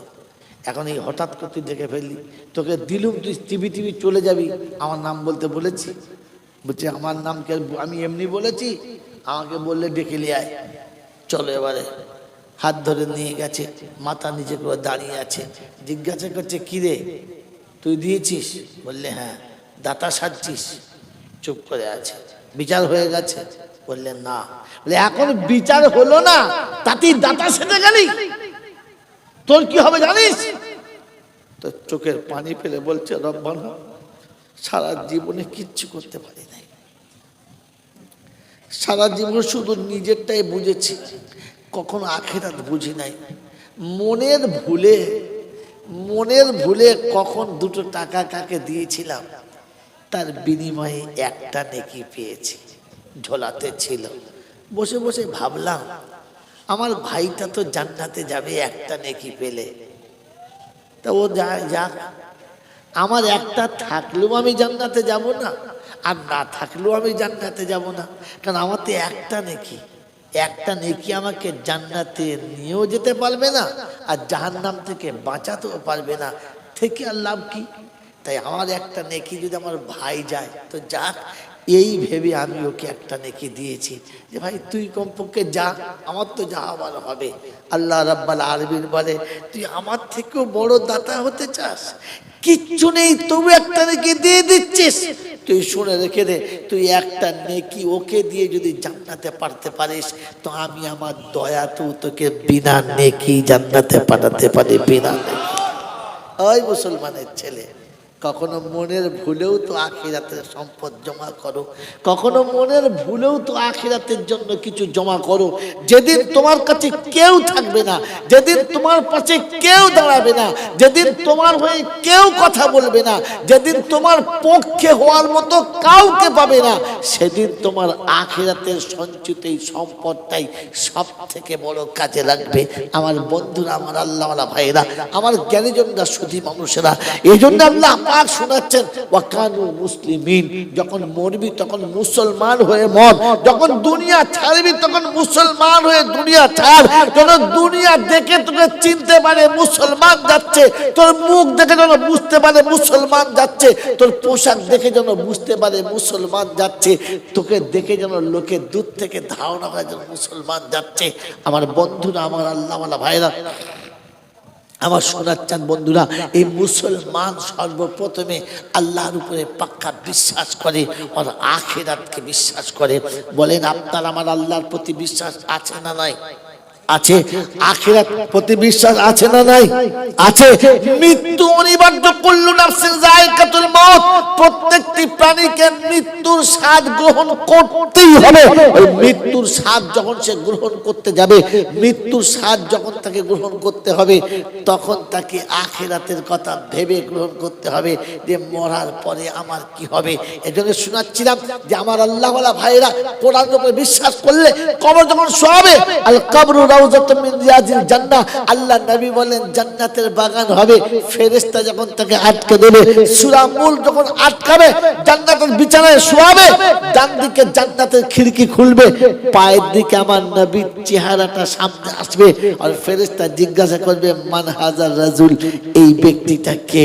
ও তখন চেহারা দেখে নিজের দিকে তাকাবে, চেহারার সাথে চেহারা যখন মিল খাবে, চেহারার সঙ্গে চেহারায় যখন কানেকশন হবে, ওর খুশিতে বাগে বাগ হবে, আর উঠে দাঁড়িয়েই বলবে ইয়া নবী সালামু আলাইকা। কে বলে সালাম দেবার কথা নেই, আছে সময় আসতে দে, খালি একবার দেখা হতে দে নবীর সঙ্গে। যেদিন নবীর সঙ্গে কবরে দিদার হবে, উম্মত প্রথম উঠেই সালাম দেবে, আসসালামু আলাইকুম ইয়া রাসূলুল্লাহ, আসসালামু আলাইকুম ইয়া হাবিবাল্লাহ, আসসালামু আলাইকুম ইয়া নবিয়াল্লাহ। আমার আল্লাহওয়ালা ভাইরা, জ্ঞানের জন্য বুদ্ধিজীবীরা, আমার সোনামণি মায়েরা বোনেরা, ওই আখিরাতের মঞ্জরে আমাকে বাঁচানোর জন্য পৃথিবীর কোন সাহায্য কাজেদের কাজ লাগবে না। সেদিন আমার নেক আমল আমাকে বাঁচাতে পারে। তাই বাচ্চারা যারা এত কষ্ট করে জলসা দিয়েছে, এত সুন্দর করে সাজিয়েছে, রাতের এই গভীর সময়ে আমাদেরকে যারা বসিয়েছে, তাদের উদ্দেশ্য, তাদের মনস্কামনা যে তারা তাদের কবরস্থানে একটু করে মাটি দিয়ে উঁচু করতে চায়। ওটা শুধু তাদের নয়, এটা আমাদের সবার, এটা আমাদের সবার। মরতে আমাকে আপনাকে সবাইকে হবে। তাই যাওয়ার আগে জায়গাটাকে পরিষ্কার করে যেতে হবে, যাওয়ার আগে জায়গাটাকে সুন্দর করে সাজিয়ে যেতে হবে। আমার বন্ধুরা, আমার আল্লাহওয়ালা ভাইয়েরা, জ্ঞানীজনরা, সুধী মানুষেরা, আমার সোনামণি মায়েরা বোনেরা, যাদের গাড়ি আছে তারা নিজস্ব গাড়িতে করে দেবেন, যাদের কাছে নেই তারাও কমপক্ষে এক গাড়ি করে মাটি ওই কবরস্থানে দিয়ে কবরস্থানটাকে যতটা মাটির প্রয়োজন লাগে আমরা সকলে মিলে ওটাকে পূরণ করার চেষ্টা করবেন ইনশাআল্লাহ। করবেন ইনশাআল্লাহ, যদি বলেন করবেন ইনশাআল্লাহ। আমার বাবাজিরা, আমার সোনার চাঁদ বন্ধুরা, আমার সোনামণি মায়েরা বোনেরা, এই পৃথিবীর বাগিচা ছেড়ে, সোনার বালাখানার বাসর ঘর ছেড়ে আপনাকে আমাকে একদিন বিদায় নিতেই হবে। কিন্তু কবর এমন একটা ঠিকানা যেখান থেকে যেতে আর কখনো হবে না, যেখান থেকে আপনাকে যাওয়ার আর কোনো রাস্তা থাকবে না, যেখান থেকে আপনার আর কোনো রকমের যাওয়ার রাস্তা থাকবে না, ওটাই আপনার শেষ ঠিকানা। ওখান থেকে আপনাকে কাল হাসরের ময়দানে ডাকা হবে। আল্লাহ পাক শুনছে বাইদাল কুবুর বুসিরাত আলিমাত নাফসুম মা কদ্দামাত ওয়া আখারাত। সেদিন যখন অন্ধকার কবর চিরে যাবে আর ভিতর থেকে মানুষ উপরে আসবে, আলিমাত জানতে পাবে, দেখতে পাবে, ওয়ায়ামদুরু সে তারা দেখতে পাবে, মা কদ্দামাত ওয়া আখারাত তারা তাদের আখিরাতের জন্য কে কতটা কি জমা রেখেছে। আমার বন্ধু, আমার আল্লাহওয়ালা ভাইরা, দুনিয়ার যা কিছু পেয়েছি সবটুকু আল্লাহ আমাকে দিয়েছে, পৃথিবীর কেউ আমাকে দেয় নাই। সবটুকু আল্লাহ আমাকে দিয়েছে, সবটুকু আল্লাহ আমাকে দিয়েছে। ওই আল্লাহ পাক রব্বুল আলামিন শোনাচ্ছে, সবটুকু আমি তোকে দিয়েছি, ওর থেকে কিঞ্চিত কিঞ্চিত করে একটু একটু করে তুই তোর আখিরাতের জন্য জমা রাখ, তুই তোর আখিরাতের জন্য জমা রাখ। আমি আল্লাহ দিয়েছি, আমার জন্য কিছু দিতে হবে না। আমি আল্লাহুস সামাদ, লাম ইয়ালিদ ওয়া লাম ইউলাদ। আমি কারোর ভরসা করি না, আমার কারোর প্রয়োজন লাগে না, আমার কিচ্ছু প্রয়োজন লাগে না। আমার সন্তান নেই, আমার উপরে কেউ নেই, নিচেতে কেউ নেই, কারোর জন্য রাখার দরকার নেই। তাই আমি যেটুকু তোকে দিয়েছি ওটুকু সব তোর, তুই তোর আখিরাতের জন্য একটু সময় রেখে দে। আমার বন্ধুরা, আমার আল্লাহওয়ালা ভাইরা, জ্ঞানীজনরা, সুধী মানুষরা, তাই শেষ আয়াত শুনিয়ে দিচ্ছি। আল্লাহ পাক রব্বুল আলামিন শুনিয়ে দিয়েছেন, ফাইন আমানু বিমিসলি মা আমানতুম বিহি ফাকাদ ইহতাদা। আল্লাহ পাক রব্বুল আলামিন বলেন, যদি ঈমানদার হতে চাও, ঈমান নিয়ে কবরে যেতে চাও, মুসলমান হয়ে কবরে যেতে চাও, আর ঈমান নিয়ে আখিরাতে উঠে আমার সঙ্গে দেখা করতে চাও, তো ফাইন আমানু বিমিসলি মা আমানতুম বিহি ফাকাদ ইহতাদা। ওদের সাথে তোমাদের ঈমানের একটু মিল রাখো, ওদের সঙ্গে তোমাদের ঈমানের লেভেলটা রাখো। আমি যাদের ঈমানের উপরে হেদায়েতের ফয়সালা দিয়েছি, আমি যাদের ঈমানের উপরে হেদায়েতের সনদ দিয়েছি, আমি যাদের ঈমানের উপরে হেদায়েতের কথা লিখে দিয়েছি, আল্লাহর নবী সাল্লাল্লাহু তাআলা আলাইহি ওয়াসাল্লামের সমস্ত সাহাবায়ে কেরাম, আল্লাহ রাব্বুল আলামিন ওয়াস সাবিকুন আউয়ালুনা মিনাল মুহাজিরিন ওয়াল আনসার ওয়াল্লাযিনা তাবাউহুম বিইহসান রাদিয়াল্লাহু আনহু ওয়া রাদওয়ান ওয়া'আদ্দা লাহুম জান্নাতিন তাজরি তাহতাল আনহার। আমি তাদের জন্য জান্নাতের ওয়াদা করেছি যারা আমার নবীর সঙ্গে দাঁড়িয়ে লাব্বাইক বলেছিল। কিয়ামত পর্যন্ত যারা আখিরাতের কথা শুনে আখিরাতের কথা বুঝে লাব্বাইক বলে দাঁড়াবে, আমি আল্লাহ ওয়া'আদ্দা লাহুম ওয়াদা করছি তাদের জন্য জান্নাতিন তাজরি তাহতাল আনহার, ওই জান্নাতের যেটা সবার জন্য ওয়াদা করেছিলাম। আমার বন্ধু, আমার আল্লাহ ওয়ালা ভাইরা, ওই জান্নাত যেটা যাওয়ার জন্য আমার ইচ্ছা, যেটা যাওয়ার জন্য আমার কল্পনা, যেটা যাওয়ার জন্য আমার মুজাহিদা, যেটা যাওয়ার জন্য আমার সমস্ত রকমের চেষ্টা চরিত্র, আল্লাহ পাক বলেন বান্দা তুমি ওদের সঙ্গে ঈমানের প্রতিযোগিতা লাগাও। তাই আল্লাহ নবী সাল্লাল্লাহু আলাইহি ওয়াসাল্লাম যখন তাদেরকে ডেকেছেন, বলো লাব্বাইক বলে কে কে আছো বলো, তো আল্লাহ নবীর সঙ্গে সঙ্গে সাহাবায়ে কেরাম ছুটে চলে এসেছেন। সমস্ত সাহাবারা জড়ো হয়ে গেছে মদিনার মসজিদে। আখিরাতের জন্য তারা গনিমতের মাল দিতে শুরু করেছে। যার যেমন ছিল তেমন। ওমরে ফারুক মনে মনে করছেন এটাই সুযোগ এসে আবু বকরকে হারাবার, আজকে একটা চান্স নিয়ে দেখি। উসমান ভাবছে আজকের হারাবার চান্স আমার, দেখি। উসমান সমস্ত মাল বাড়িতে এসে তিনটে ভাগ করে দু ভাগ রেখে এক ভাগ মসজিদে জমা দিয়েছে মালের পাহাড়। ওমরে ফারুক বাড়িতে এসে সমস্ত মালের দুটো ভাগ করে একটা ঘরে আর একটা গনিমতের মালে জমা দিয়েছে, বাকি সাথী যার যা ছিল সব জমা দিয়েছে। আমার বন্ধু, আমার প্যারা বন্ধু, সবার সব জমা দেওয়া হয়ে গেছে, সবার এসে গেছে। আল্লাহ নবী জিজ্ঞাসা করে আবু বকর কোথায়? সিদ্দিক, আবু বকর সিদ্দিক কোথায়? ওই সময় আবু বকর সিদ্দিক টুক টুক টুক টুক করে মসজিদের ভিতরে, মসজিদ নববীতে প্রবেশ করছেন। চট পড়ে আছে, একটা ছোট্ট মূর্তি মাথায় নিয়ে এসে আল্লাহ নবীর কাছে দাঁড়িয়েছেন। ইয়া রাসূলুল্লাহ, ইয়া হাবিবাল্লাহ, এই যে গোলাম এখানে দাঁড়িয়ে আছে, কি চাও, কি এনেছো, কি দিতে চাচ্ছ বলো। বলে আল্লাহর হাবিব আপনি বলেছেন গনিমতের মালের জন্য, আখিরাতের জন্য সঞ্চয় করতে। বাড়িতে গেলাম, যা ছিল সব এই কাপড়ে রাখলাম, ঘরের ভিতরটা ভালো করে ঝাঁট দিয়ে যে জায়গাতে আমি আনাজ রাখি ওইখানে গম টম যা যেখানে পড়েছিল সবটা ঝাঁট দিয়ে রাখলাম, ঝাঁটাটা সহ নিয়ে এসে দিয়ে গেলাম। আল্লাহ নবী জিজ্ঞাসা, উসমান বাড়ির জন্য কত রেখেছো? বলে আল্লাহর হাবিব দুভাগ রেখেছি। ওমরকে জিজ্ঞাসা করছে, ওমর কত রেখেছো? বললে আল্লাহর হাবিব অর্ধেক রেখেছি। আবু বকর সিদ্দিককে বললেন, আবু বকর তুমি বাড়ির জন্য কি রেখেছো? বললেন ইয়া রাসূলুল্লাহ, ইয়া হাবিবাল্লাহ, সবটুকু আপনার দরবারে হাজির করেছি। আল্লাহ আর তার রাসূলের নামের বরকতটা বাড়িতে রেখেছি, বাকি সব নিয়ে চলে এসেছি। আমার বন্ধু, আমার আল্লাহ ওয়ালা ভাইরা, কোরআন আপনাকে শুনিয়ে দিয়েছে ফাকাদ ইহতাদা। যদি হেদায়েতের রাস্তায় আসতে চাও আর যদি হেদায়েতের উপরে নিজেকে বানাতে চাও, তাহলে ঈমানের লেভেলটা এখানে নিয়ে এসে দেখাও, একবার তাদের সঙ্গে মিলাও। আপনাকে সবটুকু দিতে হবে না, আপনাকে অর্ধেক দিতে হবে না, আপনাকে 3 ভাগের 1 ভাগ দিতে হবে না, তো কমপক্ষে 20 ভাগের 1 ভাগ তো দিই। একটু দাঁড়াই মহতরম দোস্তর বুজুর্গ, ট্রাক্টর তুলতে কটনি লাগবে মাটি, সামনে সামনে এসো। আরে সামনে এসো, তুমি কি কত গাড়ি মাটি লাগতে পারে? 100 গাড়ির উপর লাগবে। কত হলো? 5 গাড়ি। 5 গাড়ি আলহামদুলিল্লাহ। কি নাম? জিয়াল লস্কর। 5 গাড়ি আলহামদুলিল্লাহ। মেরে মহতরম দোস্ত বুজুর্গ, বলি ইনশাআল্লাহ তাড়াতাড়ি যে জান্নাতের বাগানে আপনার আমার জন্য আল্লাহ পাক রব্বুল আলামিন ফেরেশতাদেরকে দাঁড় করিয়ে রেখেছেন আর শোনাচ্ছেন, বান্দা দেখ কে আমার জান্নাতের বাগানে আশা রাখে। বলেন বন্ধু ইনশাআল্লাহ। জিয়াল ভাই 5 গাড়ি। কি নাম? নসিম বাবু 5 গাড়ি। বাড়ি তালা দোয়া করি বাপ বেটা তরেতে, আর জান্নাতের বাগানে দিও হাসিতে খুশিতে, আর রুজিতে রোজগারে খোদা বরকত দিও তার, আর করে দিও দুনিয়া ও আখিরাতে পার। যেদিনেতে বিপদেতে বন্ধু কেউ রবে না, আর দানের নেকি দিও খোদা তাড়াইয়ে দিও না। বলেন কি নাম? ফরমান ভাই 1 গাড়ি। ফরমানো নামেতে বন্ধু নীরবেতে রয়, দূর হতে আঙুল তুলে ইশারায় জানায়, ওগো বাড়ি তুমি শুধু বড়ই মেহেরবান, কবুল করে নাও বাড়ি বান্দাদের দান। সকলে বলে আল্লাহুম্মা আমিন। নারে তাকবীর। বলি ইনশাআল্লাহ। ভাই ভাই 2 গাড়ি 1 গাড়ি করে সকলে বলি ইনশাআল্লাহ।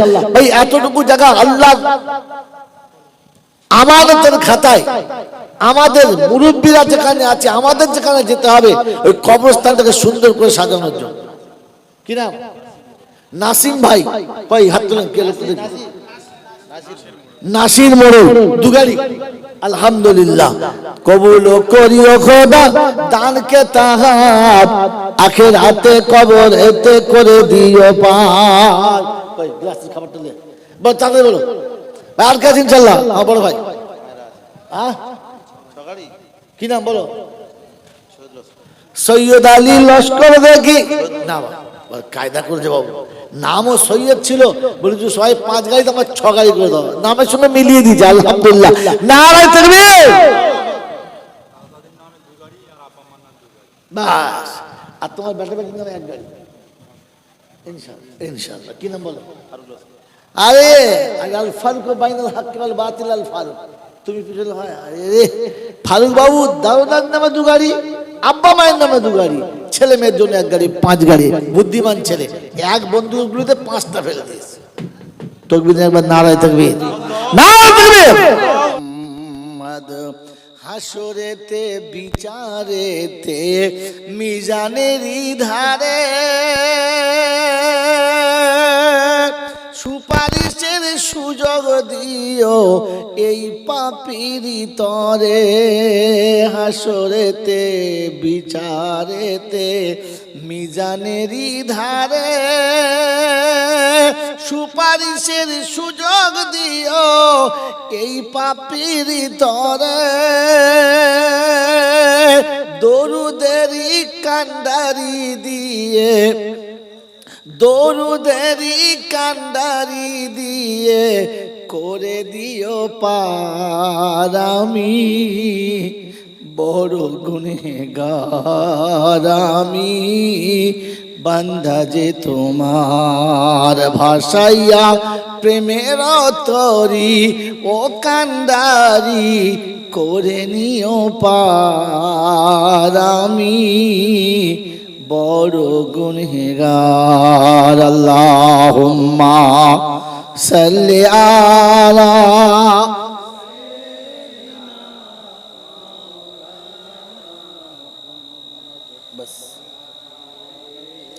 সাইয়্যিদিনা মাওলানা মুহাম্মদ। ভাই খুতবা জলসা যা শুনবেন পরে, এটা রাত, এটা দিন না রাত? রাত। এই রাতে মানুষ বিছানায় ঘুমায়, আর পরের দিন যখন প্রভাত হয় সেটা হলো সকাল, সেটা হলো যদি বলো সকাল। আর যদি ঘুমিয়ে যায় তো পরকাল। অতএব জাগলে সকাল, না জাগলে পরকাল। মাঝখানে টাইম কতটা কোনো খবর নাই। আছে, আমরা জলসায় বসেছি, বক্তা বসেছে, শ্রোতা বসেছে, ভক্ত বসেছে, ভক্তিও এসেছে, কিন্তু আমাদের এলাকা থেকে 3-3টে মানুষ একসঙ্গে চলে গেছে। একটা মৌলানা ফজলুল করিম সাহেব, আপনাদের বললা টপের লোক, কি তাই তো? আর একজন হলো মৌলানা আবুল হোসেন সাহেব, আরো একজন। তাহলে 3-3টে মানুষের আর সকাল হবে যদি বলে হবে না। কিন্তু যাদের একবার সকাল হবে তাদের আর সন্ধ্যা হবে না। এটার নাম হলো আখিরাত। এটার নাম কি? আখিরাত। অতএব বললার টোপে অনেক আগে একবার এসেছিলাম, তখন একটাও দাড়ি পাকে নাই, আর এখন 2-4টে ছাড়া কোনোটাই কাঁচা নাই। তার মানে ও মাথায় একবার, এ মাথায় একবার। এটাই শেষবার। আগামীতে আর আশা হবে এ চান্স ধরে নিতে হবে নাই। সেই নাই ভেবে যা আছে সবটা দিয়ে পালাতে হবে। কি জি, আপনারা রাজি তো? নিতে রাজি তো? আচ্ছা, পরের কথা, কোনো মানুষ যখন কোনো জিনিস চেনে না বা জানে না, তখন সেই বিষয়ে তার কোনো ভয়ও থাকে না, ভক্তিও থাকে না। কথাটা ঠিক বুঝতে পারলেন না। যখন কোনো মানুষ কোনো জিনিসকে চেনে না বা তার সম্পর্কে জানে না, তখন তার প্রতি ভক্তিও থাকে না, ভয়ও থাকে না। একজন খুব উচ্চপদস্থ অফিসার কিংবা ধরে নিন রাজ্যের প্রাইম মিনিস্টার, আপনি লোকটাকে চেনেন না, তার সম্পর্কে কিছু জানেন না, তো সে যখন আপনার চার দোকানে আসবে, তখন আপনি ওই 5টা বিদেশি লোক ভেবে কথা বলবেন। আপনার আদৌ জানা থাকবে না যে এই লোকটার সঙ্গে বেয়াদবি করলে আমার ফাঁসি পর্যন্ত হতে পারে, কারণ লোকটাকে আপনি চেনেন না, জানেন না। কথা বুঝে আসছে? বুঝে আসছে। মহতম দোস্তর বুজুর্গ, আপনি শ্বশুর বাড়ি গেছেন, তো সকালবেলা সবাই নতুন জামাই দেখা করতে আসছে, সেই সাথে একজন বয়স্ক লোক আপনার সঙ্গে দেখা করতে এসেছে। তো আপনি ভাবছেন পাড়ার যেমন 5 জন আসে, তেমনি এটাও একজন, যেহেতু লোকটা জানেন না। যখন আপনি জানতে পারবেন যে এইটা আমার দাদা শ্বশুর, তখন আপনার ওই আগের ভক্তিটা বাড়বে না কমবে? বাড়বে। আপনি শ্বশুর বাড়ি বেড়াচ্ছেন, 5টা 5 রকম মেয়ে আসছেন, নতুন জামাই কিরকম দেখি, মালটা টেরা না ভালো, বেটা মালটা বেশি একটু চাকচক, বেশ চিকন চাকন আছেন না, প্যাকাটি মাল, সবাই দেখতে আসছে। আপনি লজ্জায় মাথা নামাচ্ছেন, জামাই মানুষ, একটু এড়াবার চেষ্টা করছেন। আপনি যখন জানতে পারবেন যে এটা আপনার একমাত্র মামাতো শালি, তখন আপনার মাথা নিচু হবে না, ভক্তি বাড়বে? জোরে বলেন। হ্যাঁ, মাল বুঝে এসেছে, বুঝলেন? তাহলে বোঝা গেল যে জিনিস মানুষ জানে না বা যে জিনিস সম্পর্কে তার কোনো ধারণা থাকে না, ছোট করো, বড় করতে হবে না, এই কোনো লোক ভালো করে শুনতে পারলেই হবে, বাইরে একটু একটু যাক, ঠিক আছে? হ্যাঁ, কথা বুঝে আসছে? যে জিনিস মানুষ জানে না বা যার সম্পর্কে ধারণা থাকে না, বিট্টু কিছু বলছে,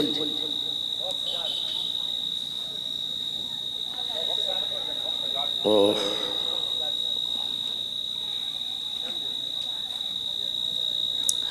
যে সম্পর্কে ধারণা থাকে না, তাতে ভয়ও থাকে না, তাতে ভক্তিও, যদি বলেন, থাকে না।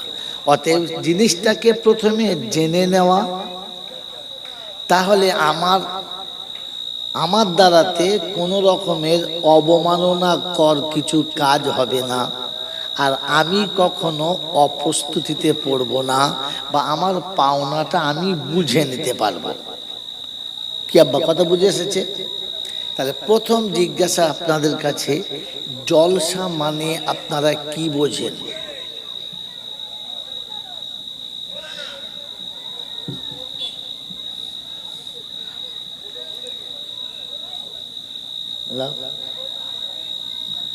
এই যে জলসা, জলসা মারামারি এ পাড়ায় হচ্ছে, ও পাড়ায় হবে, ঈদগায়ে হবে, মোড়ের মাথায় হবে, কালীডাঙ্গায় হবে, বাসন্তী হবে, সোনাখালি হবে, পোলের তলায় হবে, পোলের ওপরে হবে। হ্যাঁ, এই জলসা মানে কি? কি বোঝেন? 5টা মৌলবি আসবে, মাইক টাইক খাটাবে, ভালো মন্দ রান্না হবে, দুমদাম খাওয়া হবে, ভোদ্দম শোনা হবে, এটার নাম? তাহলে আপনি জলসা জানেন না, তাই এর ক্ষতিও বোঝেন না, এর লাভও বোঝেন না। কথা বুঝে এসছে বাবাজি? জলসা আলাদা জিনিস আর আওয়াজ আলাদা জিনিস। কথা বুঝে এসছে? বলেন জলসা হবে না আওয়াজ হবে? যদি বলেন জলসা হবে। তাহলে জলসা হলে প্রথম শুনে নেন। একটু আগেই ওলামারা বলছিল, ওখান থেকে একটু চুরি করে আপনাদের শুনিয়ে দিই।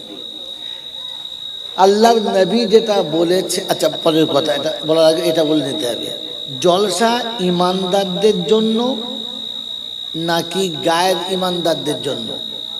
ইমানদারদের জন্য। মুসলমানদের জন্য না গায়ের মুসলিমদের জন্য? মুসলমানদের জন্য। তো মুসলমান হতে গেলে কটা জিনিস জরুরি? কটা? দুটো। একটা আল্লাহর উপরে পাক্কা বিশ্বাস হতে হবে, আর একটা রাসূলের উপরে পাক্কা বিশ্বাস হতে হবে।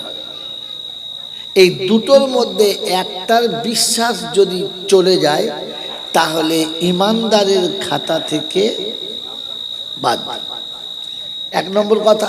দু নম্বর কথা হলো যে আল্লাহ এবং রাসূলের প্রতি, আল্লাহ এবং রাসূল যেটা বলেছেন এটা যারা মেনে নেবে তারাই বিশ্বাসী, আর যারা মানছে না, মানতে চাইছে না, বা মানার ইচ্ছাই যাদের থাকে না, তারা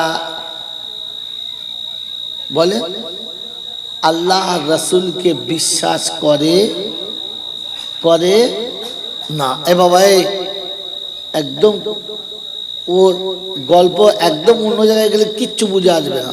আমি এখনই গল্প বলতে শুরু করে দেবো, মাজা মাজা গল্প।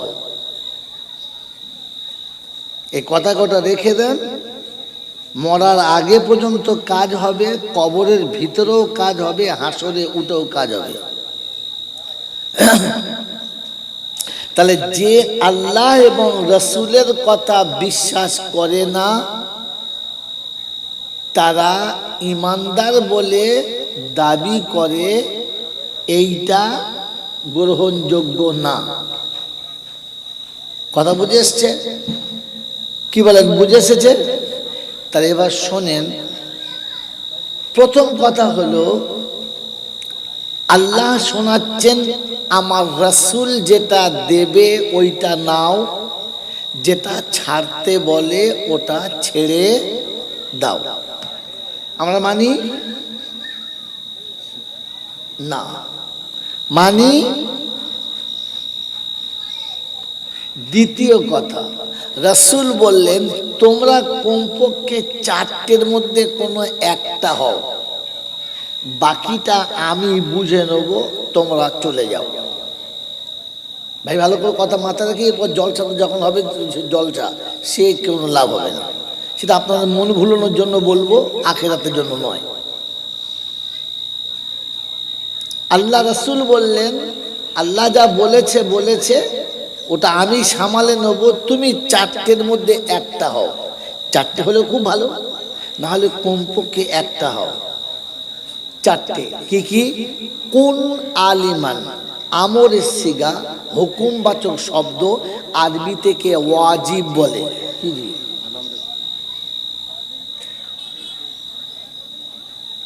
যেমন নামাজের ওয়াজিব ছেড়ে গেলে নামাজ হবে না, তেমনি আল্লাহর হুকুম নবীর তরিকার ওয়াজিব ছেড়ে গেলে ঈমান অসম্পূর্ণ হবে, সম্পূর্ণ হবে না। তো আল্লাহ নবী বলেন তোমরা কোন আলিমান, তোমরা আলিম হও। বলে হুজুর পারলাম না। তো আও মুতাআল্লিমান, কমপক্ষে তালিবে ইলম হও। বলে হুজুর বুড়ো হয়ে গেছি, ওটা সম্ভব না। কি জি? বলে আও মুস্তামিয়ান, বলে হুজুর ওটাও খুব কঠিন, মূল সাহেবদের সঙ্গে থাকা, মূল সাহেবরা যা বলে মাঝে মাঝে অত মানা যাবে না।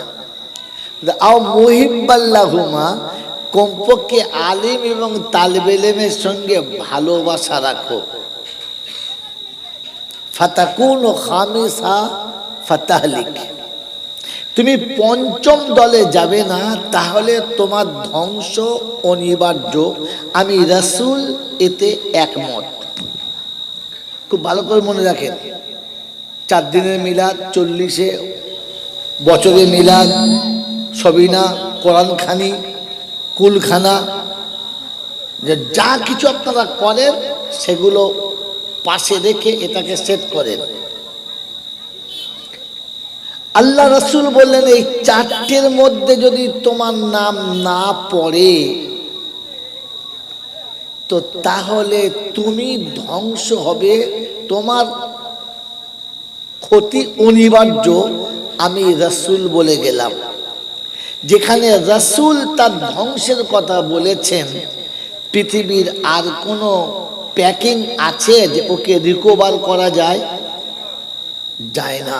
তাহলে এবারে আমরা বুঝে দেখি ওই কুলখানা কলমাখানি সবিনা আর কোরআনখানি আর ওই 27 মিলাদ আর কবর জিয়ারতে আমাকে ঠেকাতে পারবে কি না? প্রথম ভাবি। মহতম দোস্তের বুজুর্গ, আল্লাহ রাসূল বলেছিলেন 3-4টের একটা হও। যখন উম্মত এই ভুল থেকে ফিরে আসতে পারছে না, তখন ওলামারা এটা একটা ছক কষে বার করেছে যে কমপক্ষে বছরে হলে একদিন কিংবা দুদিন কোনো দিনই মাহফিলে বসিয়ে তাকে কিছু শেখানো যাক, কিছু দেখানো যাক। এই কিছু শেখানোর জায়গার নাম হলো জলসা। কিন্তু দুর্ভাগ্য হলো 40 বছরে জলসা শুনে কি শিখেছি বাবা? বলো, কিছু শিখি নাই। হ্যাঁ, একটা শিখেছি যে দুটো গল্প শিখেছি, আর সেই দুটো গল্প শিখেছি, আর সেই গল্পতে নিজের আখিরাত নষ্ট করেছি। একবারও ভাবি নাই এই গল্পটা আমার জীবনে এলে আমার কতটা ক্ষতি হবে। ওই আগে বলেছি, জিনিসটা না জানার কারণে ক্ষতিটাও বুঝি নাই, লাভটাও বুঝি নাই। কথা বুঝে এসছে বাবাজি? মেরে মোহতম দোস্ত বুজুর্গ আল্লাহওয়ালা ভাইরা, সেজন্যে আপনাদের কাছে শোনালাম জলসা হলো শেখার জায়গা। কিসের জায়গা বলে? শেখার জায়গা। এটা মনে রাখেন যে আজকে জলসা থেকে কিছু একটা শিখে তবে বাড়ি যাব ইনশাআল্লাহ। আলহামদুলিল্লাহ আলহামদুলিল্লাহ নাহমাদুহু ওয়া নাস্তাঈনুহু ওয়া নাস্তাগফিরুহু ওয়া নু'মিনু বিহি ওয়া নাতাওয়াক্কালু আলাইহি ওয়া নাউযু বিল্লাহি মিন শুরুরি আনফুসিনা ওয়া মিন সাইয়্যাতি আমালিনা মান ইয়াহদিহিল্লাহু ফালা মুদিল্লা লাহু ওয়া মান ইউদ্লিলহু فلا هادي له ونشهد أن لا إله إلا الله وحده لا شريك له ونشهد أن سيدنا ونبينا وشفينا وحبيبنا وسندنا ومرشدنا ومولانا محمدا عبده ورسوله صلى الله تعالى عليه وعلى آله وأصحابه وأزواجه وذرياته وأهل بيته أجمعين قال الله تبارك আমরা যারা বসে আছি সত্য কথা বলবো ইনশাআল্লাহ। প্রতিশ্রুতি দেন যে সত্য বলবো। যদি আপনি সারা জীবন সত্য কথা বলার অভ্যাস করেন তো মরণের পরে আপনার মুখে সত্যটাই বেরোবে। আর যদি সত্যের থেকে মিথ্যার অভ্যাস বেশি হয় তাহলে মরণের পরে আপনি চেষ্টা করলেও সত্য বলতে পারবেন না, অটোমেটিক মুখ মিথ্যা বলে দেবে। কথা বুঝে এসছে বাবাজি? বলো যে সত্য বলে কি লাভ? সত্য বললে এটাই লাভ হবে যে আপনি যত বড় অপরাধী হন না কেন আল্লাহ আপনাকে জাহান্নামে দেবেন না। এর আগে আপনাকে কোনো আলেম এই সার্টিফিকেট দেয় নাই যে আপনি যত বড়ই অপরাধী হন না কেন সত্যবাদী হলে আল্লাহ আপনাকে জাহান্নামে দেবেন না। বলেন এরপরে সত্য বলার ইচ্ছা জাগছে? বলবেন ইনশাআল্লাহ?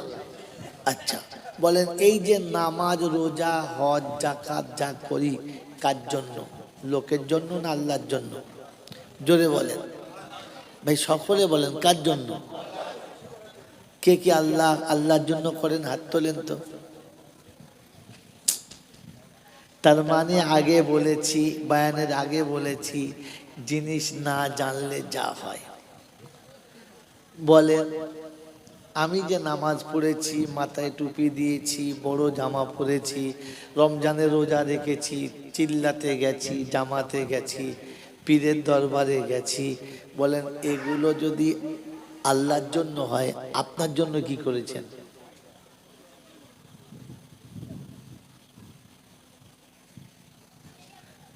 হ্যাঁ, এখনই পাল্টে গিয়ে গেলে। এতদিন তার মানে ভাবেন নাই এটা কার জন্য করছি। আমি যে নামাজ পড়ছি কার জন্য? আল্লাহর জন্য না আমার জন্য? জোরে বলে ভাই, কথা বলেন। আমার জন্য। আমি যে রমজান মাসে 30টা রোজা রেখেছি আল্লাহর জন্য না আমার জন্য? আমার জন্য। আমি যে মালের যাকাত দিয়েছি কার জন্য? আমার জন্য না আল্লাহর জন্য? আমার জন্য। অতএব আমি সব কাজ করলাম আমার জন্য, আর এতদিন বদনাম করলাম আল্লাহর জন্য। আমি কার বান্দা? বলো আল্লাহর জন্য কি করেছি? কিচ্ছু করি নাই।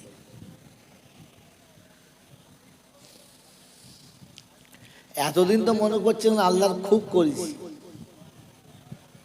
বলেন কি করেছেন একজন বলেন, তাহলে বুঝবো ইনশাল্লাহ।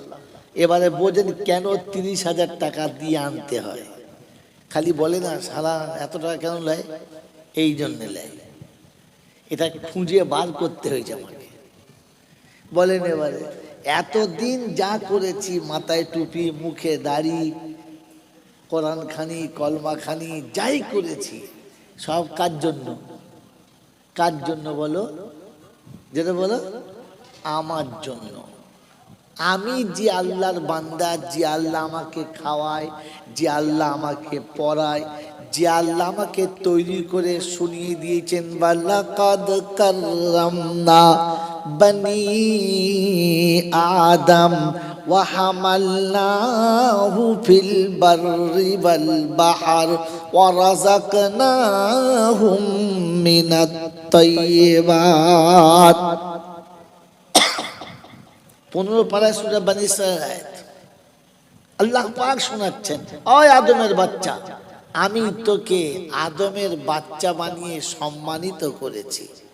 কি সম্মান দিয়েছেন আমাকে? কি দিয়েছেন? তো আল্লাহ বলে একটু ভাব না।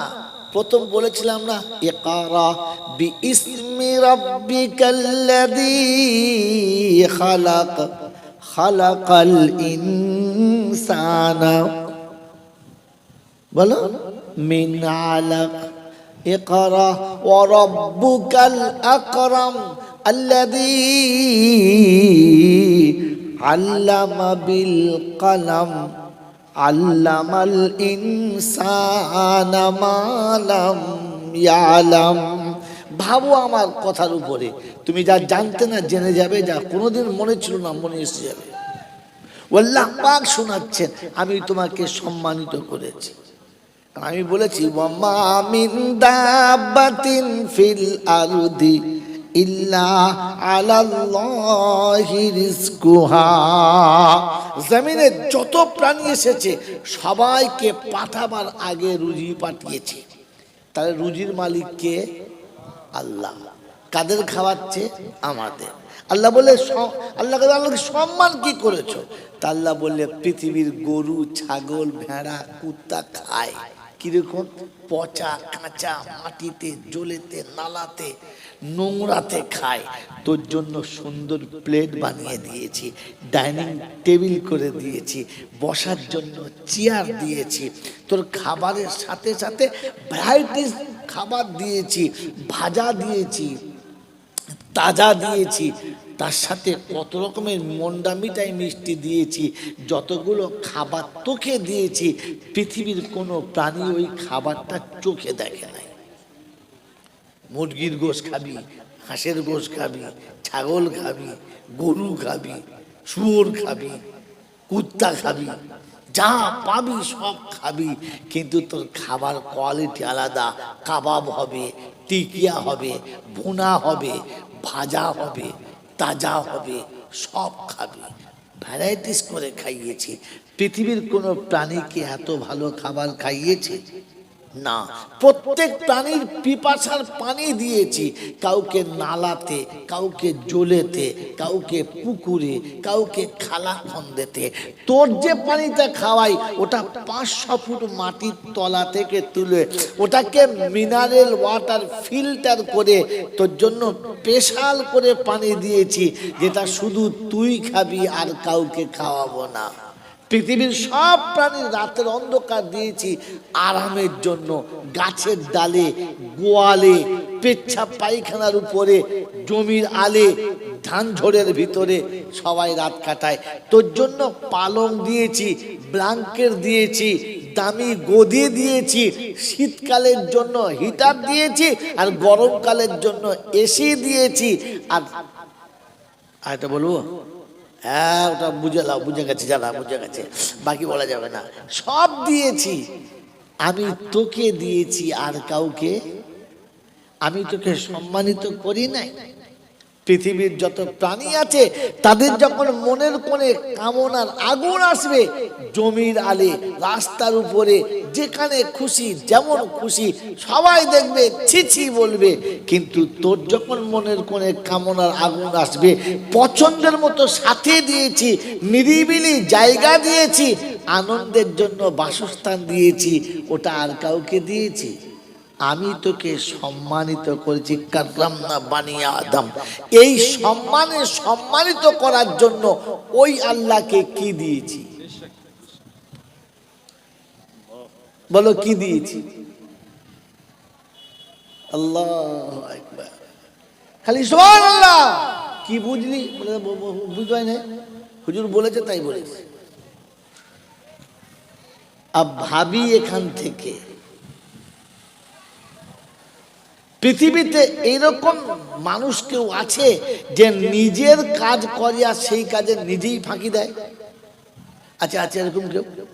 জোরে বলে। আচ্ছা আছে। আর যদি দেয় তাহলে তার নাম কি? বলে বলো। কুড়ে। যে নিজের কাজ করে, নিজের ঘরের কাজ করে আর নিজে ফাঁকি দেয়, ওকে কুড়ে বলে? কি বলে? বলেন বলেন, আপনাদের ভাষায় কি বলে একবার শুনি, তাহলে আমার ভাষাতে আমি বলবোই। একটু শুনি, শিখি দু চারটে ভাষা। ফাঁকিবাজ, চিটিংবাজ। কি দি বলে? বলে না। বউ কি বলে? বউ কি বলে? বাজ পড়া। ঘরের কাজ করছো তবে এরকম করছো, বলে না? বলে না? কথা বলে বলে না? বলে না? তাহলে নিজের কাজে নিজে যদি ফাঁকি দেয় সে ফাঁকিবাজ। বাড়ির মানুষের কাছে সে একটা অপদার্থ, অকৃতজ্ঞ। হ্যাঁ না বলেন, জোরে বলেন ভাই, কথা বুঝে বলেন। ঠিক বললাম না ভুল বললাম? ঠিক তো? এটা যদি ঠিক হয় তাহলে নামাজ আমার কাজ, রোজা আমার কাজ, হজ আমার কাজ, যাকাত আমার কাজ, সব আমার জন্য করেছি। এরপরও নামাজে ফাঁকি মারছি তো আমার নাম কি? ছি ছি ছি ছি ছি। আর পাড়ার লোকে ফাঁকিবাজটাকে বলে মুসল্লি। বলছি একে খাওয়ালে নাকি নেকি হয়? চিটিংবাজ খাওয়ালে আবার নেকি হয়? তোর বোকা কথা। আরে লোক দেখে খাওয়া বোকা কথা। নিজের কাজ নিজে করে, তাতেও ডুপ্লিকেট। জমির আল সোজা করতে গেছে কাটতে নিয়ে, হ্যাঁ গো হবে কথা বলা। আল সোজা করতে কি দরকার? কোদালের দরকার। এখন কোদাল বাদ দিয়ে কাস্তে নিয়ে চলে গেছে। লোকে বলি কাজ করতেই না ছাপলাম দেই, এই কাজ করতে খতম। জমির আল কাটতেছে কাস্তে নিয়ে, বলবে না? বলবে না?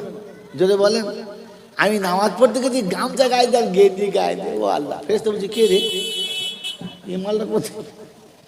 জমির কথা জমির আল কাটতে গেলে কোদাল লাগে এটা জ্ঞান আছে, কিন্তু মুসলমানের নামাজ পড়ার সময় যে সুন্নতি পোশাক পরতে হয় ও মাল গামছা গায়ে দিয়ে ঝেড়ে দিয়েছে। আল্লাহ আকবার, আল্লাহ আকবার, আল্লাহ আকবার, আল্লাহ আকবার। ফেরেশতা চিন্তা করছি কি হলো, কি বলতে, হ্যাঁ, ছি ছি ছি ছি ছি ছি। এর পরও পাড়ার লোকে যে আমাকে সম্মান করে, এটা খোদার মেহেরবানি, মারা দরকার ছিল ভাই। এটা এখান থেকে শিখে যাই। তাহলে এতদিন যে কাজ করেছি আমার জন্য, এর জন্য আল্লাহ কাছে আমার বদলা কিসের?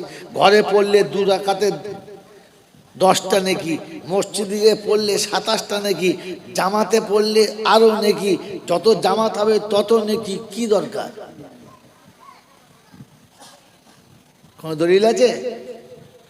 কোন দলিল নেই। আছে এর একটাই দলিল, ফাসিরু ফিল আরদি সুম্মানদুরু কাইফা কানা আকিবাতুল মুকাদ্দিবিন। রব্বে জুল জালাল শোনাচ্ছে, বান্দারে পৃথিবী একটু ভ্রমণ কর। সারা পৃথিবী ভ্রমণ করার পরে ভ্রমণেতে যা দেখতে পাবি, আমি তোর কেমন রব ওটা তুই বুঝে নিবি, আমার বিচারটা কেমন তুই বুঝে নিবি। অবিশ্ববাসী বুদ্ধিমানেরা, বললাম টোপের বাবাজিরা, আপনাকে শুনিয়ে দিচ্ছি, শুনে রাখেন। সারা জীবন জলসা শুনেছেন, আল্লাহ পাক রব্বুল আলামিন তার বান্দাকে কতটা ভালোবাসে।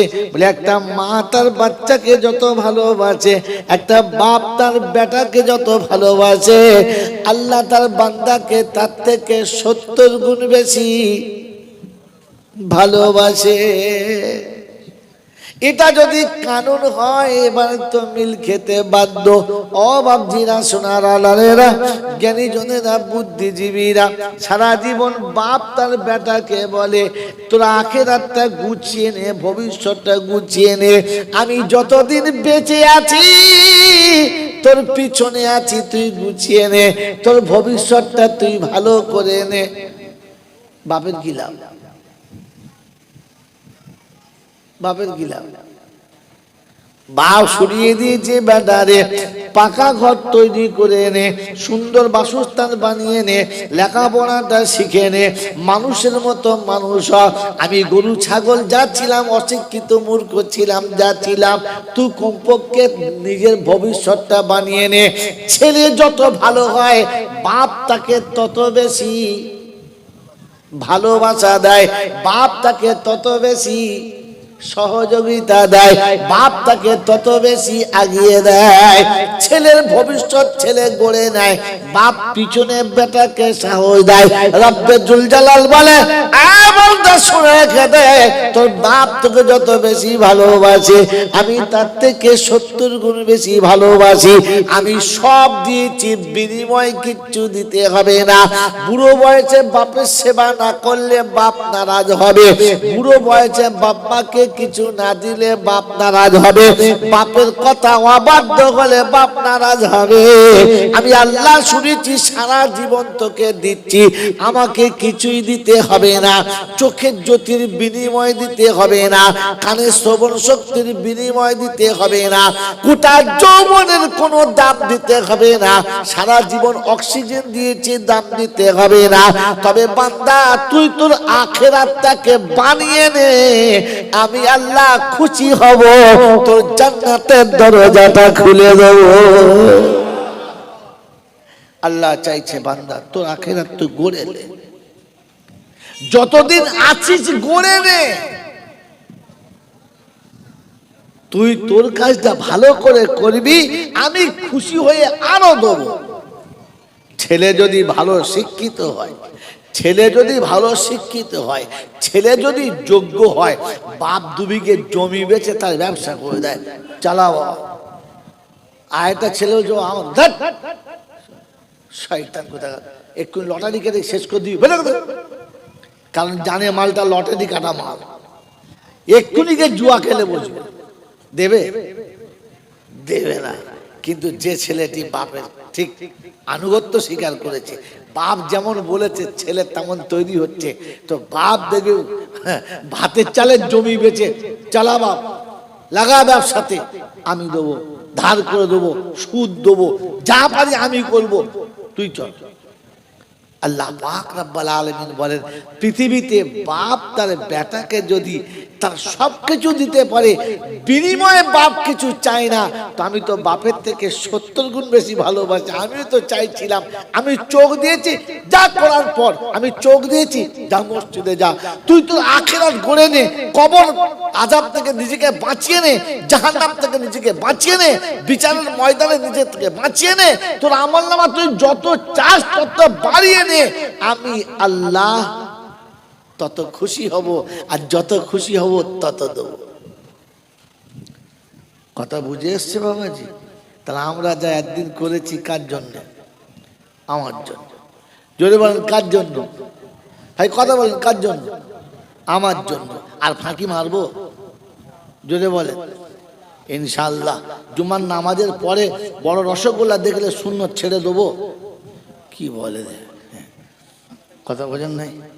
যদি নামাজ পড়তে ঢোকার সময় দেখে গামলায় শখানেক রসগোল্লা আছে এরকম মোটা, আর ভাব উঠছে, তো চিন্তা করছে পেছনের কাতারে পড়ি, সামনে কাতারে লোক পাবে না, ডাকতে হবে, ও চাচা উঠে এসো না, এই ছেলে যা যা যা, তোরা তেমন তোরা আগে যাই, পেছনে থাকি, সালাম ফিরে গবাক করবে একদম, ও মালা সামনে কাতারে যায়।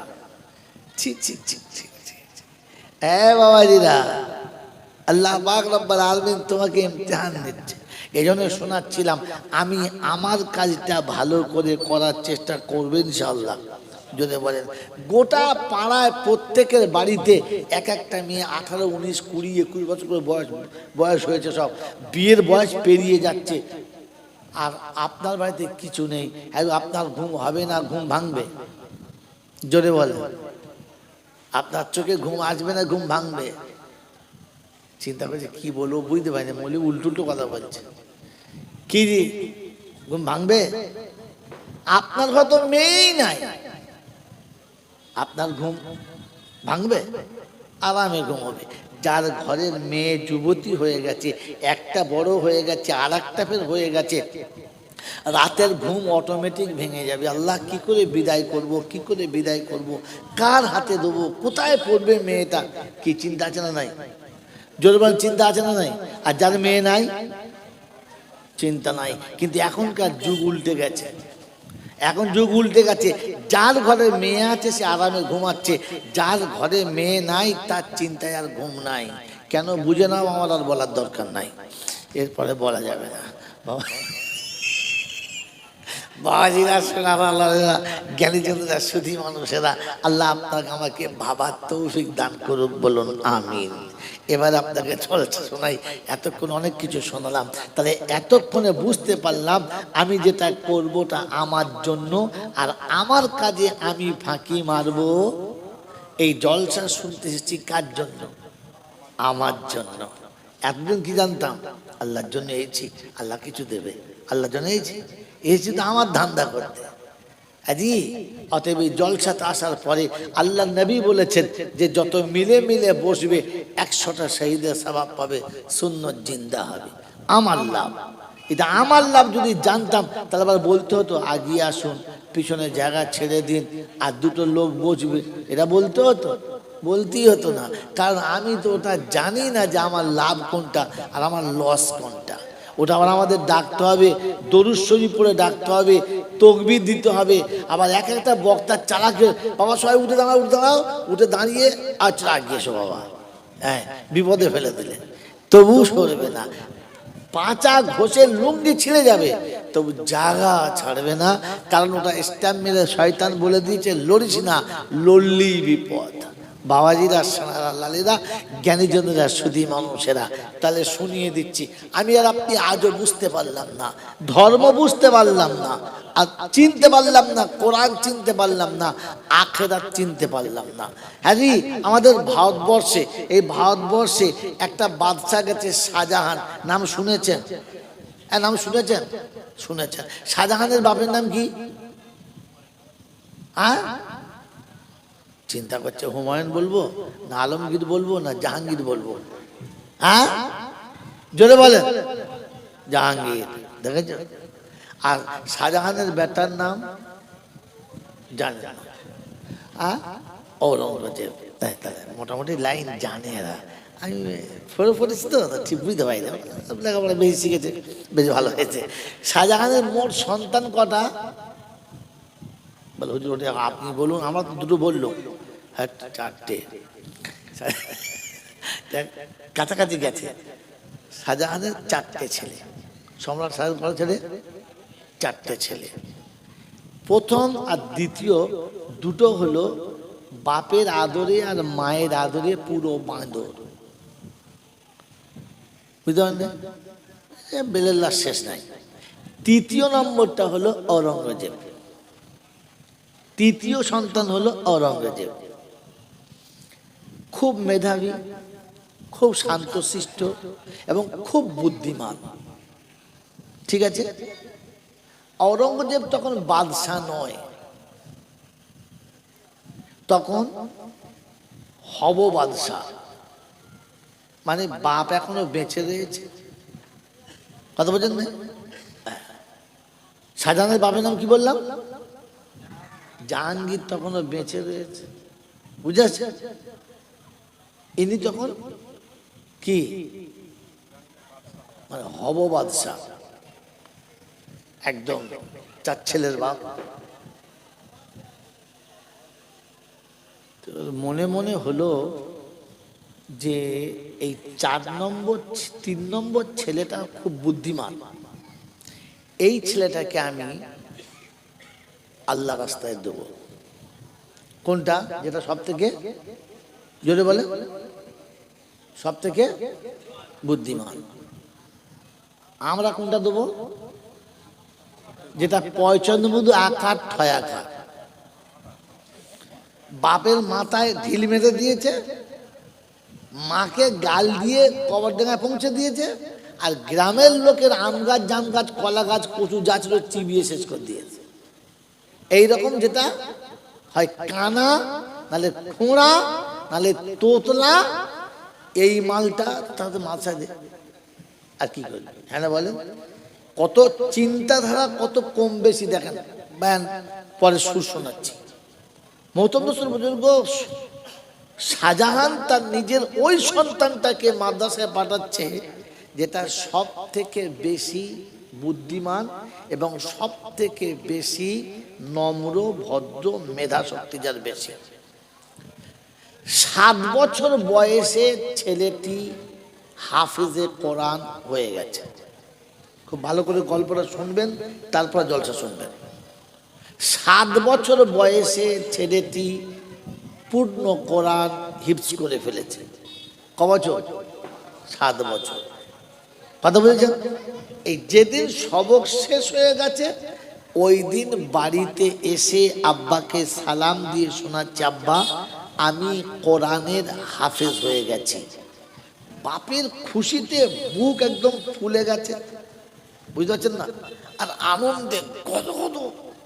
তো ছেলেকে বলছে, শোন এই খবরটা তুমি গিয়ে তোমার দাদুজানকে শোনাও, তোমার দাদুজানকে শোনাও। উদ্দেশ্য কি?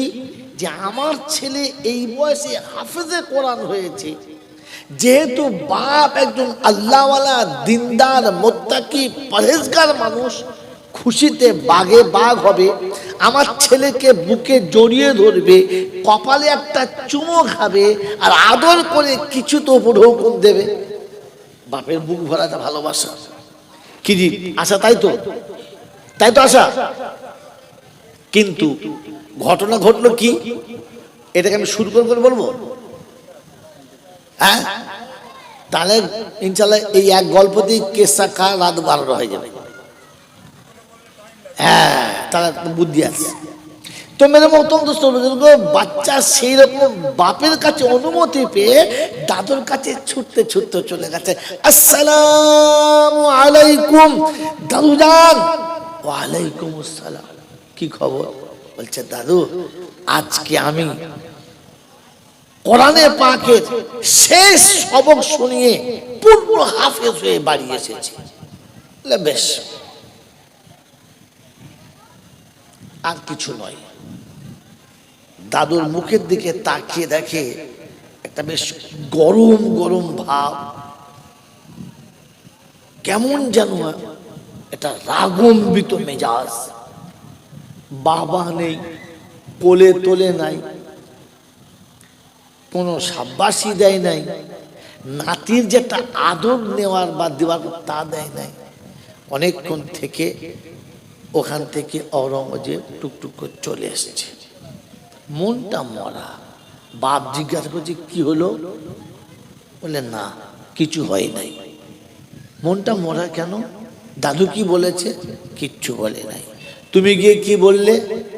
বলে আব্বা আমি প্রথমে গিয়ে সালাম দিলাম, বুক ভরা ভালোবাসা নিয়ে ছুটে গেলাম, শোনালাম দাদু আমি হাফেজে কোরআন হয়ে গেছি।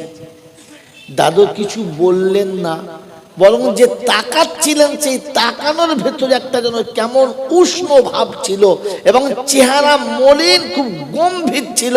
আমি অনেকক্ষণ চুপ করে থেকে আস্তে আস্তে ফিরে চলে এসেছি। এটা শুনে বাপ খুব খুশি হবে তো? যদি বলেন না, যেহেতু তখন যুব সম্রাট হতে চলেছে, মনের ভেতরে যৌবনের জোশ আছে, রক্তের একটা প্রবাহিত তেজ আছে। ঠিক আছে, তোমার সঙ্গে এরকম কিচ্ছু বলে নাই, দেখি আমার বাপের কি হয়েছে একবার খবরটা নিয়ে দেখি। সেই রকম একটা মেজাজ নিয়ে বাপের কাছে এসেছে। আসসালামু আলাইকুম। ওয়ালাইকুম আসসালাম।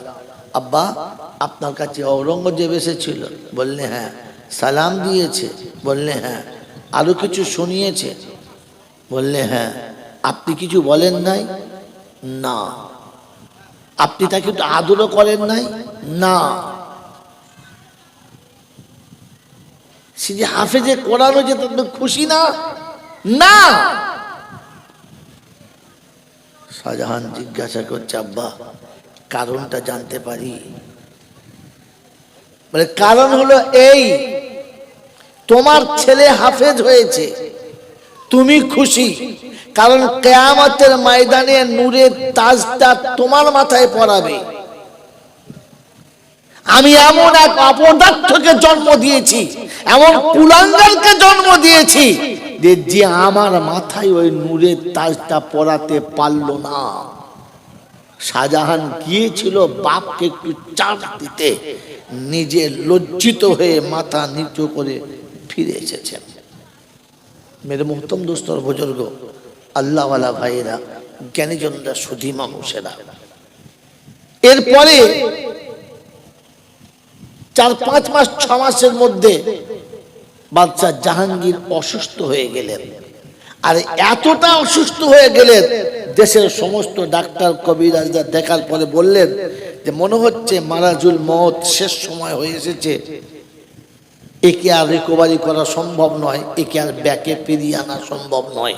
অতএব সবাই সাক্ষাৎ করে নেন, যার যা বলার বলে নেন। দেশের যত মানুষ আছে, দেশের যত রকমের শ্রেণীর মানুষ আছে, সম্রাটের শেষ সময় বিছানায় শুয়ে আছে, সবাই একের পর এক, একের পর এক, একের পর এক দেখা করছে, চলে যাচ্ছে, কিন্তু শাহজাহান একবারও আসছে না। বাপের ভেতরে একটা হাহাকার চলছে যে আমার মৃত্যু শয্যায় শায়িত, আমি অসুস্থ হয়ে গেছি, যে কোনো সময় মারা যাব, সবাই আমাকে দেখা করে গেল, শাহজাহান এলো না। দুঃখ বাড়ছে, অসুস্থতা বাড়ছে, মনের বল অটোমেটিক কমে যাচ্ছে। মৌতের কয়েকদিন পরে, 2-3 দিন পূর্বে, 2-3 দিন শায়দ তারিখে লিখছে 2 কিংবা 3, একই বলে বুদ্ধিমান। মাঝে মাঝে কায়দা করে নিতে হয়। কি জি? কায়দা করে নিতে হয়। আল্লাহ পাক রব্বুল আলামিন মা বাপের দোয়া ফেলবেন না। আর যখন মা বাপের সঙ্গে জড়িয়ে দিয়েছে, তখন তার বাচ্চাদের দোয়া মিশি যাবে না। আল্লাহ কবুল করুক। এরকম দান করার জন্য বুদ্ধি সবাইকে দান করুক, সকল আল্লাহুম্মা আমিন। বলেন ভাই ইনশাআল্লাহ, তাড়াতাড়ি বলেন, কেউ বাদ যাবে না ইনশাআল্লাহ। ইয়াসিন সর্দার আর স্বামী স্ত্রীতে ওর মিল মহাব্বত হয় জানো গো, দুজনের ভিতরে 2 গাড়ি মাটি দান করে গো করে, হাসরেতে তুলো খোদা পাশাপাশি তার, রেখে দিও ভালোবাসা অতি চমৎকার। ওই বড় ভাই নাম বল। কি নাম? শফিকুল নামেতে বন্ধু নীরবেতে রয়, ভালোবাসার প্রতীক দেখি হাত এক গাড়ি মাটি দেবে আখিরাতের তরে, আল্লাহওয়ালা সন্তান দিও তুমি তাদের ঘরে। আমিন ও আমিন খোদা, আমিন ও আমিন, মোদের দোয়া কবুল করো রব্বুল আলামিন। বলিবেন ইনশাআল্লাহ। ওই দেখো মোহন সাহেব, নাজির ভাই, নাজিবুল সর্দার নতুন হাট। আলহামদুলিল্লাহ, দেখো নতুন হাট থেকে লোক চলে এলো। হ্যাঁ, আর বললাম তোমার লোকগুলো তাড়াতাড়ি উঠছে না। হ্যাঁ, কিসের চক? দত্ত চক। সর্বনাশ করেছে এটা, দত্ত চক, তাই বলে গোলমাল করছে। বলো বলো বলো, বলবে ইনশাআল্লাহ, কেউ বাদ যায় না। আরে ভাই, কমপক্ষে আমি আমার আব্বা মায়ের জায়গা, আমার জায়গা, আমাদের সবার জায়গা, আমাদের বাচ্চা কাচ্চাদের জায়গা, কবরস্থানের মাটি, আমার তো মনে হয় কেউ দাঁড়াবার কথা ছিল না, একসঙ্গে বলা দরকার ছিল। বলেন ইনশাআল্লাহ। আর কে কে বাকি আছে? কার হাত ওঠে নাই বলেন? এক গাড়ি মাটি ক টাকা দাও? হ্যাঁ, 500 টাকা মাত্র। আল্লাহু আকবার। আরে এক গাড়ি মাটি মারতে 500 টাকা দাও ভাই, হাত তোলেন চালা। এতে পিছিয়ে যাওয়া মানে নিজেকে পিছিয়ে নেওয়া, এতে পিছিয়ে যাওয়া মানে নিজেকে পিছিয়ে নেওয়া আখিরাত। বলেন